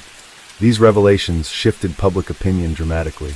Supporters began to doubt Juliana's version of events as theories circulated online. The most popular theory suggested that Juliana and Brendan had been romantically involved and had orchestrated the incident to eliminate Christine. Speculation grew that a divorce would have forced Brendan to split his assets with Christine, so he and Juliana allegedly staged an attack using Joseph Ryan as a scapegoat. Another theory proposed that Brendan and Juliana had been traveling together on the day of the incident and returned home to find Christine and Joseph confronting them. In this scenario, Joseph was believed to be a private investigator hired by Christine to confirm her suspicions about an affair. A violent altercation ensued, resulting in Christine and Joseph's deaths. A third theory speculated that Christine and Joseph had been romantically involved and that Brendan, upon discovering them together, killed them both in a fit of rage. Juliana, loyal to Brendan, allegedly covered for him, and the two began a relationship afterward. During her first court hearing, Juliana testified that on the morning of the incident, Christine had given her and the 4-year-old daughter tickets to the zoo, so she could have some alone time. According to Juliana, Christine had planned to meet Joseph Ryan, whom she had met on a dating site. Juliana claimed she had forgotten the child's lunch and returned to the house to retrieve it, only to see an unfamiliar car parked in the driveway and a man, later identified as Joseph Ryan, entering the house. Alarmed, Juliana called Brendan, who instructed her to wait outside until he arrived. When Brendan arrived, they both entered the house together. Juliana admitted to making the initial 911 call, but hanging up quickly, unsure of what to say. Juliana took the Banfield's young daughter to the basement for safety, while Brendan grabbed his firearm and prepared to confront the situation. Moments later, noises from the upstairs bedroom caught their attention. They rushed to the room and found Joseph Ryan standing over Christine, who was lying naked on the bed, while Joseph, still dressed, held a knife. Brendan pointed his gun at Joseph, demanding he drop the weapon, but Joseph threatened to harm Christine if Brendan didn't lower his gun. What happened next was a chaotic and horrifying series of events. Joseph began stabbing Christine as Brendan fired his gun. Most of the shots missed their mark, failing to incapacitate Joseph, who continued attacking Christine. Desperate, Brendan yelled to Juliana to retrieve another firearm stored in a safe in the bathroom. When Juliana returned, instead of handing the gun to Brendan, she fired a fatal shot into Joseph's heart, ending the attack. The two then called 911 to report what had happened. Juliana's defense relied on this account, arguing that she acted purely in self-defense. However, the prosecution painted an entirely different picture during the hearing. They alleged that Brendan and Juliana had been romantically involved for months, and that the entire incident had been premeditated. According to the prosecution, Brendan pretended to leave for work that morning, but stayed nearby, waiting for a call from Juliana. The prosecution claimed that Joseph Ryan was lured to the Banfield home under false pretenses, believing he was meeting Christine for a romantic encounter. Allegedly, either Brendan or Juliana had created a fake profile of Christine on a dating site, communicating with Joseph to arrange the meeting. Friends and family of Christine, who later saw these conversations, described them as odd, claiming the writing style didn't match Christine's. On the day of the crime, Joseph reportedly arrived at the house and was greeted by Juliana, explaining the lack of forced entry. Shortly after, he was ambushed by Brendan, according to the prosecution's theory. They argued that the couple meticulously planned the scene to eliminate Christine, thus allowing Brendan to avoid dividing his assets in a divorce and to live a wealthy life with Juliana. A witness from a shooting range testified that Brendan and Juliana had visited the facility 2 months before the crime. Additionally, Brendan returned alone a month later to purchase a firearm, the same firearm Juliana used to kill Joseph. Investigators also revealed that both Brendan and Juliana replaced their cell phones just 4 days before the incident, which prosecutors saw as further evidence of premeditation. Photos taken of the Banfield home after Juliana's arrest showed significant changes. The room that had once belonged to Juliana was empty, and her belongings, clothing, makeup, and personal items had been moved into Brendan's bedroom. All photos of Christine and Brendan with their daughter had been removed and replaced with pictures of Brendan and Juliana, some of which included the child. While Juliana's defense acknowledged the possibility of a relationship between her and Brendan, they insisted it was not serious. They argued that both Brendan and Christine had been unfaithful to each other, casting doubt on the prosecution's narrative of a well-planned conspiracy. Brendan invoked the Fifth Amendment during his testimony, refusing to answer questions that could incriminate him, and provided minimal responses throughout the hearing. The prosecution also brought up Juliana's attempt to obtain a new passport, while her original had been confiscated during the investigation. They argued that this suggested an intent to flee the country. Juliana's defense countered, explaining that they had advised her to apply for a new passport as a valid form of identification, emphasizing there was no plan to escape. Despite this, the judge denied Juliana bail, ordering her to remain in custody until her trial. Meanwhile, Brendan was released but remained under investigation. Initially, he claimed responsibility for shooting Joseph Ryan, but after forensic evidence proved Juliana had fired the fatal shot, he altered his account. The Banfield's daughter was placed in the care of relatives as the legal proceedings continued. Months later, on September 16, 2024, police arrested Brendan Banfield, charging him with first-degree murder for the deaths of both Christine and Joseph. Prosecutors alleged that Brendan had conspired to kill them at the family's home, using a firearm in the commission of the crime. While the authorities did not disclose specific evidence linking Brendan to the murders, they revealed that he and Juliana had planned to Brazil just days before his arrest. During Brendan's first hearing, it was revealed that his relationship with Juliana began in August 2022, nearly a year after she started working for the family. At the time, Juliana had been in a long-distance relationship with a boyfriend in Brazil. The prosecution presented evidence that, a month before the crime, Brendan and Juliana had traveled together to New York, stayed in a hotel, and attended a show. On the morning of the incident, Brendan claimed he left home at 7:11 a.m. and stopped at a McDonald's for coffee, a routine part of his commute. He said he received a call from Juliana around 7:37 a.m., reporting that an unknown man had entered the house. Brendan said he rushed home, leaving his breakfast unfinished. However, during the hearing, prosecutors played the recording of Juliana's initial 911 call, which lasted only 8 seconds. In the background, Joseph Ryan could be heard groaning in pain before the call abruptly ended. When asked about this, Brendan claimed the dropped call was due to their inability to locate the phone after it fell. He admitted to instructing Juliana to retrieve the second firearm from the bathroom safe as a precaution. However, instead of handing him the gun, Juliana used it to shoot Joseph in the heart. The timeline of events raised significant questions. Authorities noted a 13-minute gap between Juliana's first 911 call and her second. Joseph Ryan was already injured by the time of the first 911 call, raising questions about why it took Brendan and Juliana 13 minutes to make the second call. Authorities believe this time was used to stage the crime scene. According to the prosecutor, Joseph's body was repositioned to make it appear as though he had been actively attacking Christine. Investigators revealed that the knife found at the scene belonged to Joseph Ryan and had been brought by him in a backpack. In conversations with the person he thought was Christine, Joseph had been encouraged to bring the knife due to a shared interest in certain fantasies. The website where Christine and Joseph communicated was geared toward casual encounters with a focus on fetishes involving pain and pleasure. This detail, authorities argued, conveniently supplied Brendan and Juliana with a prop to frame the scene. Paramedics who responded to the incident noted several inconsistencies. Both Christine and Joseph's bodies appeared to have been moved and repositioned. Joseph's arms were crossed and stained with Christine's blood in a way that would not have been possible given the fatal shot he sustained to the chest.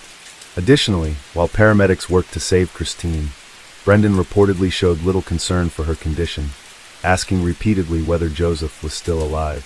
Authorities believe this indicated Brendan's fear that Joseph might survive and reveal the truth about what happened. Blood spatter analysis further supported the theory of staging. Reports from forensic investigators, finalized in August 2023, confirmed that both Christine and Joseph had been moved after sustaining their fatal injuries. This evidence, along with text messages and witness statements, began to piece together the chain of events leading up to the crime. Before the incident, Joseph had confided in a friend about his communications with Christine. He mentioned that she claimed her marriage was open and that both she and her husband pursued relationships with others. Based on their online conversations, Joseph shared explicit details, including photos of the items he planned to bring to their encounter: a knife, cuffs, and belts. He also mentioned plans to cut Christine's pajamas with the knife, which matched the discovery of a torn pajama set in the bedroom. However, police found that Joseph had never spoken with Christine over the phone or through video chat. This detail became critical to the case. Authorities suspected that the person behind the profile was either Brendan or Juliana. If Joseph had spoken to Juliana, her distinct Brazilian accent would have raised suspicions, yet none of Joseph's friends mentioned him bringing up such a detail. Investigators speculated that Brendan might have fabricated a backstory to explain any discrepancies, such as claiming Christine had lived in Brazil for a time, accounting for the accent. Joseph's friends, who were interviewed by police, described him as a peaceful individual and expressed disbelief that he could have harmed Christine. They believed he had been manipulated into the situation, which ultimately led to his death. Between Juliana's arrest on October 19, 2023, and Brendan's arrest on September 16, 2024, the two maintained consistent contact. In a recorded conversation, Juliana questioned Brendan, saying, "I hope you're not staying with me just because you're afraid I'll turn on you."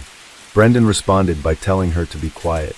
This exchange, among other pieces of evidence, raised further suspicion of their involvement in the crime.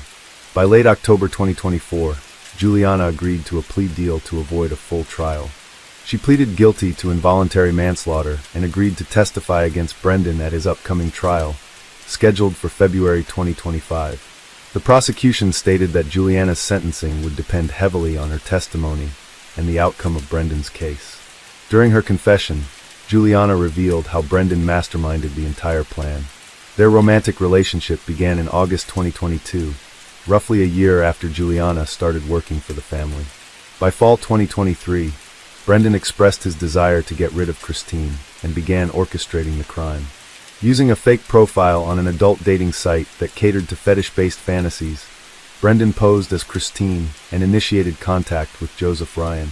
Over time, he lured Joseph into arranging a meeting at the Banfield home, instructing him to bring specific items, including a knife. To make the setup more convincing, Brendan asked Juliana to speak to Joseph via a voice call on Telegram, pretending to be Christine.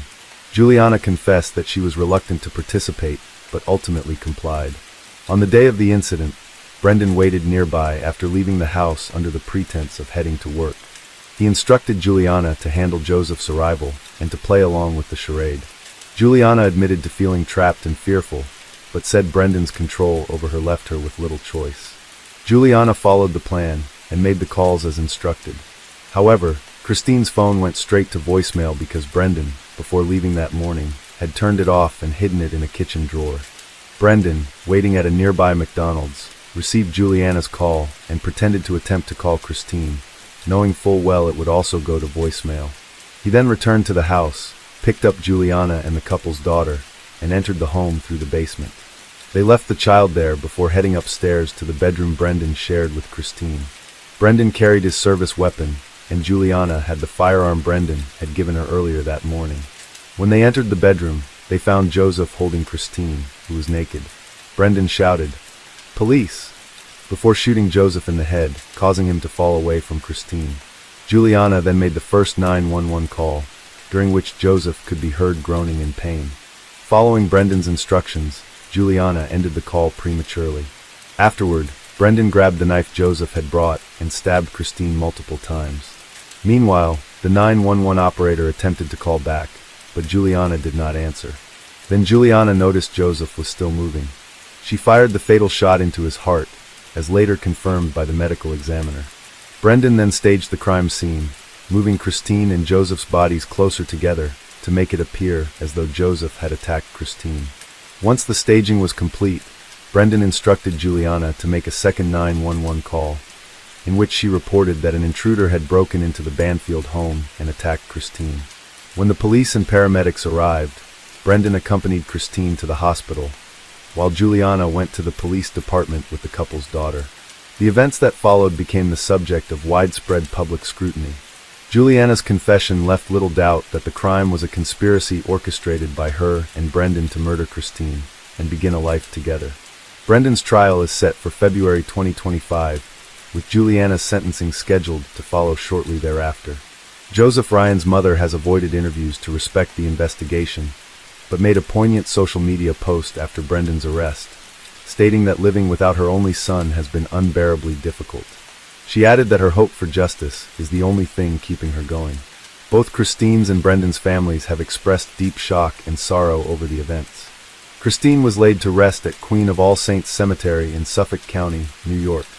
Meanwhile, the couple's 6-year-old daughter is reportedly under the care of close relatives.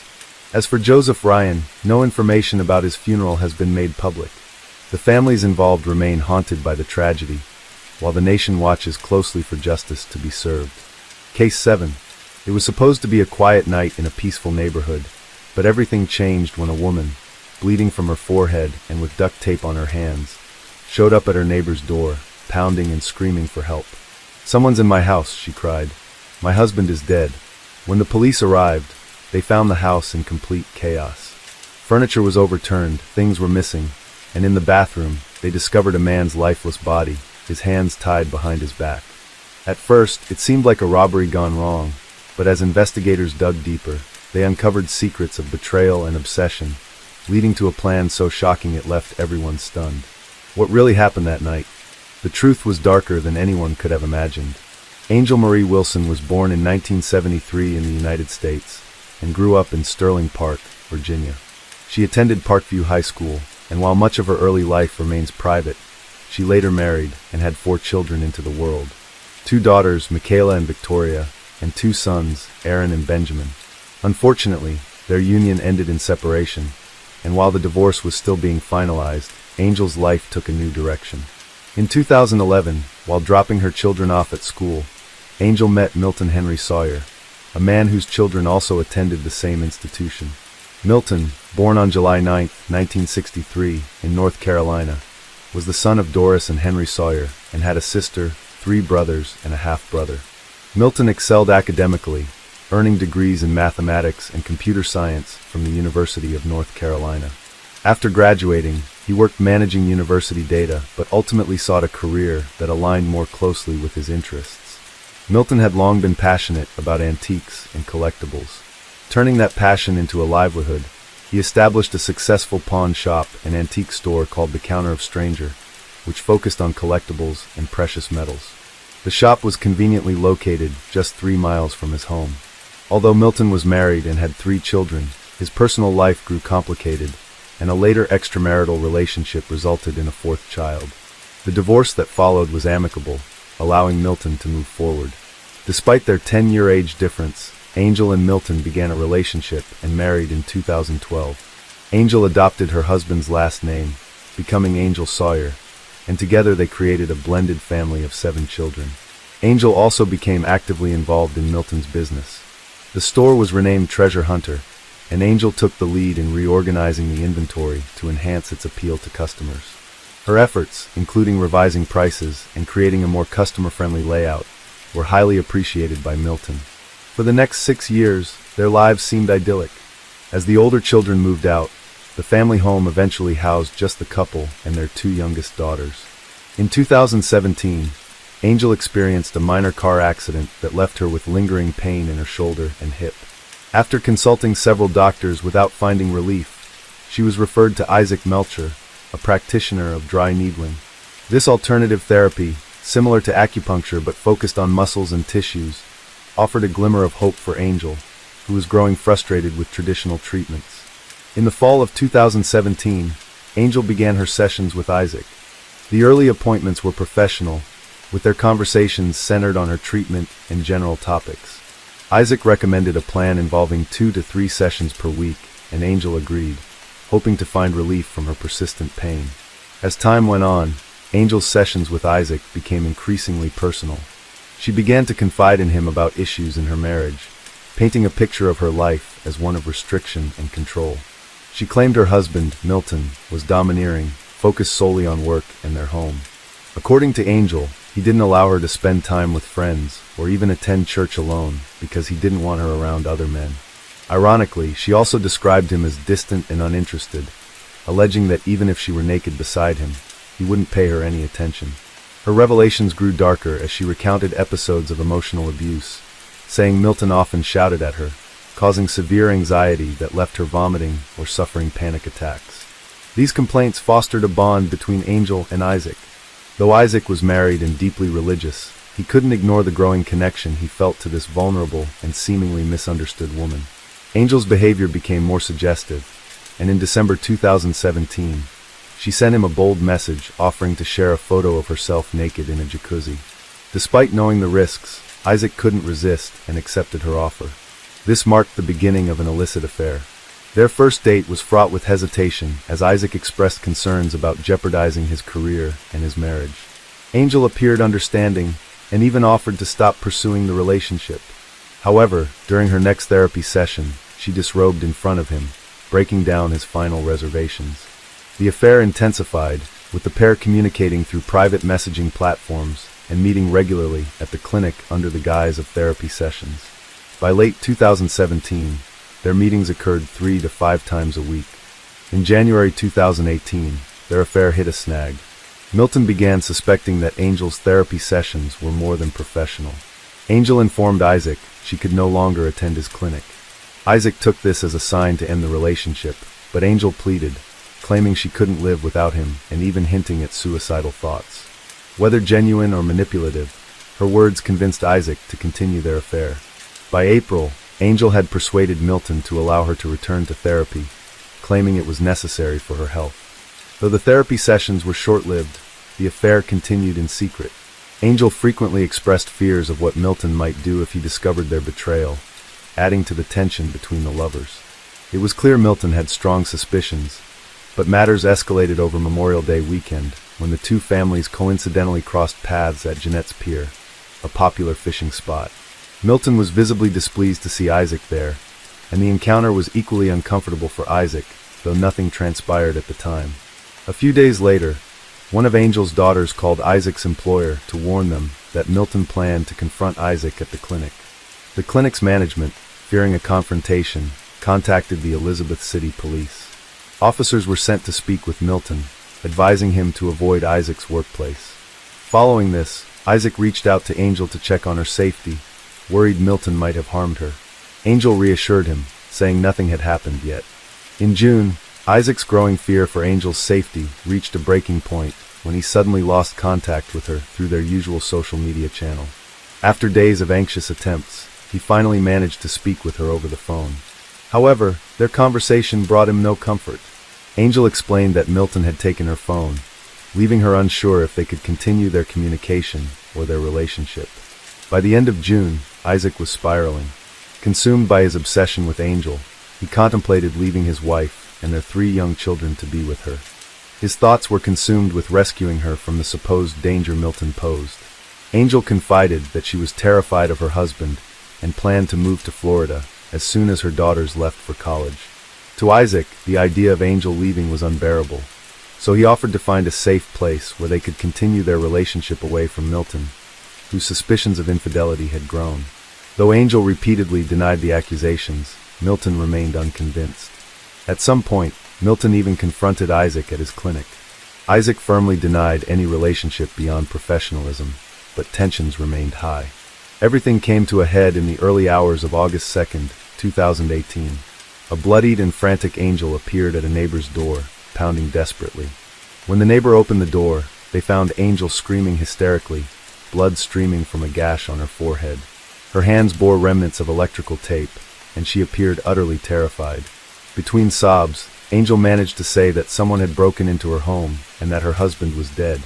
Alarmed, the neighbor immediately called 911. Emergency responders arrived quickly, tending to Angel's wound and carefully removing the tape from her hands for forensic analysis. After providing basic first aid, they transported her to the nearest hospital for further evaluation, while sheriff's deputies headed to the Sawyer residence to investigate her claims. At the house, the front door was locked, but the back door was ajar. The deputies entered and initially found nothing unusual. However, upon reaching the master bedroom, the scene shifted dramatically. The room was in complete disarray, clothes strewn across the floor, furniture overturned, and drawers emptied as though someone had been frantically searching for something. But the most disturbing discovery awaited in the bathroom, where Milton, 55, lay face down, his hands bound behind his back with electrical tape. He showed no signs of life. Milton's body exhibited early signs of rigor mortis, and no visible wounds indicated the cause of death.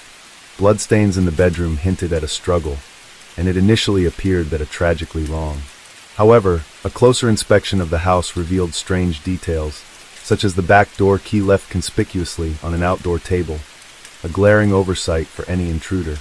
While crime scene investigators began processing the house and Milton's body was transported to the coroner's office, deputies headed to the hospital to speak with Angel.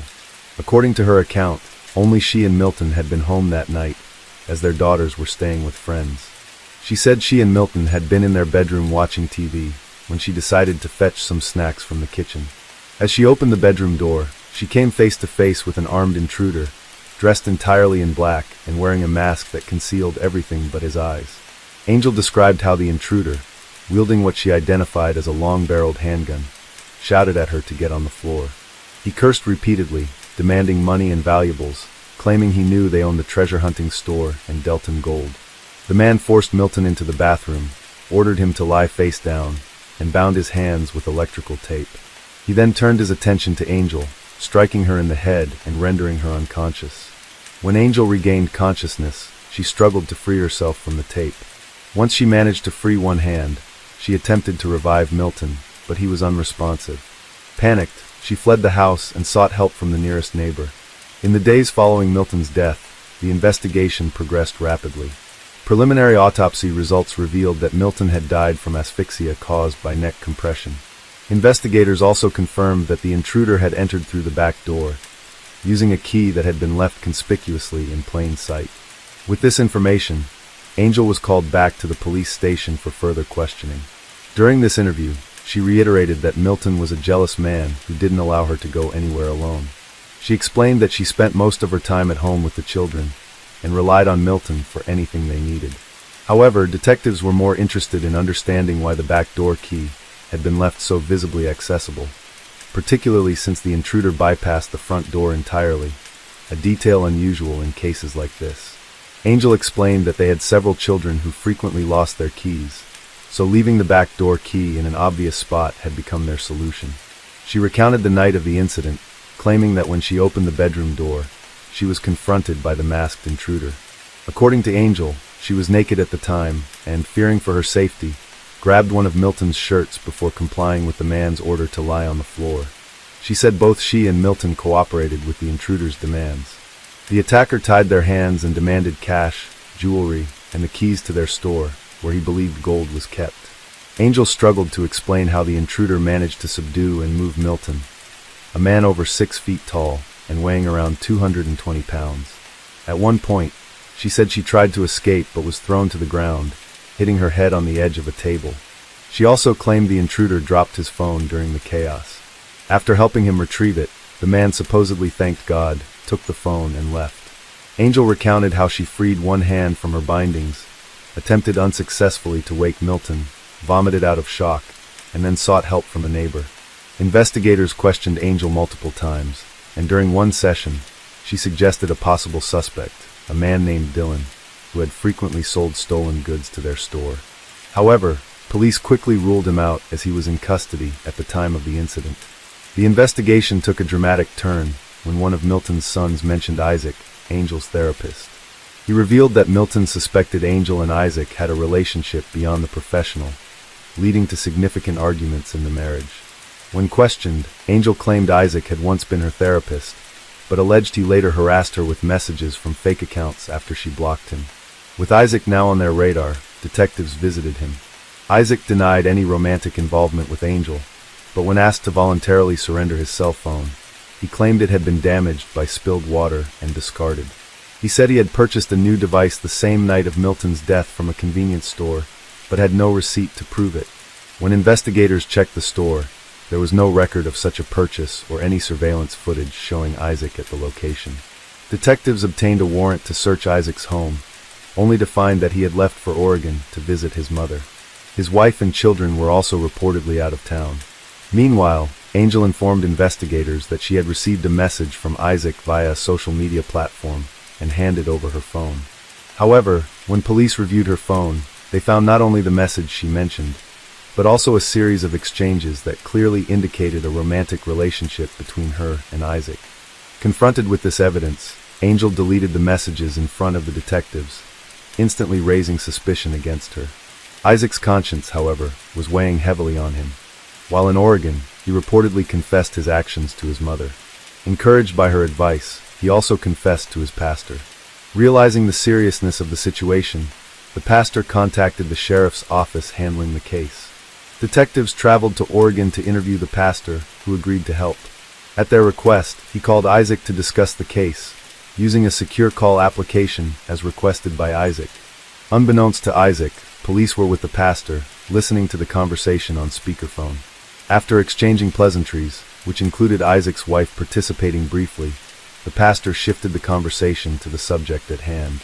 He asked Isaac why Angel didn't simply divorce Milton. Isaac explained that Angel believed Milton would kill her if she tried to leave him. Driven by his love for her, Isaac admitted to abandoning his religious convictions and taking action. Isaac confessed that Angel knew more about the situation than she let on, but was aware that speaking up would implicate her, leading to her arrest and prosecution for conspiracy to commit murder. He also revealed that they were still in contact. This revelation gave police enough evidence to issue a warrant for Isaac's arrest. His confession also opened the door for investigators to question Angel again. Initially, Angel denied everything. Later, she admitted that during the supposed home invasion, she recognized the intruder as Isaac, but claimed she didn't reveal this earlier out of fear he would harm her as well. Angel maintained she had no knowledge of Isaac's plans, didn't provide him information about the night she and Milton would be alone, and didn't make the backdoor key accessible. However, it became clear that Angel knew the attacker was her lover. Though she initially claimed Isaac had harassed her, she eventually admitted to having a physical relationship with him, first claiming it happened twice, then 3 times, justifying it as a moment of weakness during a rough patch in her marriage. Yet, in another part of the interrogation, she claimed her relationship with Milton had been so strong in the 6 months prior that they were intimate nearly every day of the week. Angel alleged that Isaac pressured her to crush medication into Milton's food or drinks to kill him, even giving her a script of what to tell the police afterward. She claimed Isaac threatened her and her children if she didn't comply, though she insisted she never followed through with his demands. Her narrative was met with skepticism, and by late August, Angel was also arrested. On August 27th, a grand jury indicted both Isaac and Angel on first-degree murder charges. In February 2020, Angel faced an additional charge of conspiracy to commit first-degree murder. Isaac's wife stated that she only learned of the betrayal the night Isaac confessed everything. He even told her that if he somehow avoided prison, he planned to build a life with Angel. She chose not to testify against her husband, exercising her legal right as his spouse. Meanwhile, the community mourned the loss of Milton, a respected and beloved figure. People placed flowers and tributes at the door of his store, Treasure Hunter. Financially strained due to the ongoing investigation, Milton's family was forced to organize a fundraiser to cover funeral and burial expenses. Thankfully, the community's generosity allowed them to give Milton a proper farewell. As the case moved toward trial, Isaac, 38, and Angel, 45, remained in custody without bail. Despite the gravity of their actions and the looming consequences, the pair continued their relationship by sending coded messages referencing love through Bible verses. By October 2020, Isaac, convinced that Milton's family deserved the truth, agreed to speak with police and detail Angel's involvement in the crime. He handed over a blanket, a bottle of lotion, and a perfume bottle Angel had given him, along with the keys taken on the night of the murder. In his confession, Isaac admitted he felt manipulated and foolish, realizing that sacrificing everything for Angel wasn't worth it. Seeking closure, he decided to testify against her. Isaac revealed that Angel convinced him she couldn't leave her marriage because Milton would hunt her down and kill her and Isaac. He recounted how he tried to persuade her otherwise, promising to protect her from Milton, but Angel insisted the only way out of her marriage was through Milton's death. Blinded by love, Isaac eventually agreed. According to Isaac's confession, they initially considered mixing high doses of Milton's medication with alcohol to stage an overdose. In fact, Angel had once mixed pills into Milton's beer, causing him to sleep deeply until the following afternoon. However, they ultimately abandoned this plan for the more direct and brutal method that ended Milton's life. After her failed attempts to poison Milton, Angel insisted that staging a robbery gone wrong was the best option to eliminate her husband. Isaac, however, felt uneasy about the plan, fearing that such a scheme would inevitably draw police attention. Despite his reservations, he continued to communicate with Angel through the secret conversation feature of a social media platform, an account Angel had set up because she suspected Milton had hacked her primary account. In late July 2018, communication between Isaac and Angel became increasingly difficult. To resolve this, Isaac bought Angel a phone and, as agreed, left it hidden under some cushions on her back patio. Angel, in turn, left him a bag containing her lotion, perfume, and a blanket, items Isaac later handed over to the police as evidence. Isaac confessed there was never a fixed date for executing the plan, as it depended on the absence of Angel and Milton's daughters from the house. He waited for Angel to alert him when the opportunity arose. However, on August 1, 2018, Isaac noticed unusual activity on their social media account and feared that Milton might have accessed their private conversations, exposing their plan. Convinced that Angel was in danger, Isaac decided to act immediately. That night, Isaac prepared a bag containing duct tape, anxiety medication, small bottles of alcohol, and a handgun, from which he removed the bullets, believing the sight of the weapon would be enough to subdue Milton. Around midnight, he arrived at the Sawyer home, found the back door key where Angel had indicated, and entered. Following voices to the bedroom, he was about to knock when Angel opened the door. With no way to turn back, Isaac proceeded with the plan. Isaac entered the room, pointed the gun at Milton, and ordered him into the bathroom. There, he bound Milton's hands behind his back, put him in a chokehold, and applied pressure to his carotid arteries until Milton passed out. To ensure he was dead, Isaac tightened the hold. Angel checked Milton's pulse and confirmed he had died. Together, they staged the scene to resemble a robbery. They took money from Milton's nightstand, emptied Angel's jewelry box, and ransacked the room. At Angel's request, Isaac tied her hands with duct tape and struck her to make the scene more convincing. Unsatisfied with the injury, Angel slammed her own head against the surface, causing the wound on her forehead. Isaac then left, leaving Angel to carry out the remainder of the plan. The rest of the story unfolded as previously reported. The trial for both accused began in September 2021 at the County Superior Court. Angel's defense team moved to dismiss the charges, citing insufficient evidence, but the motion was denied.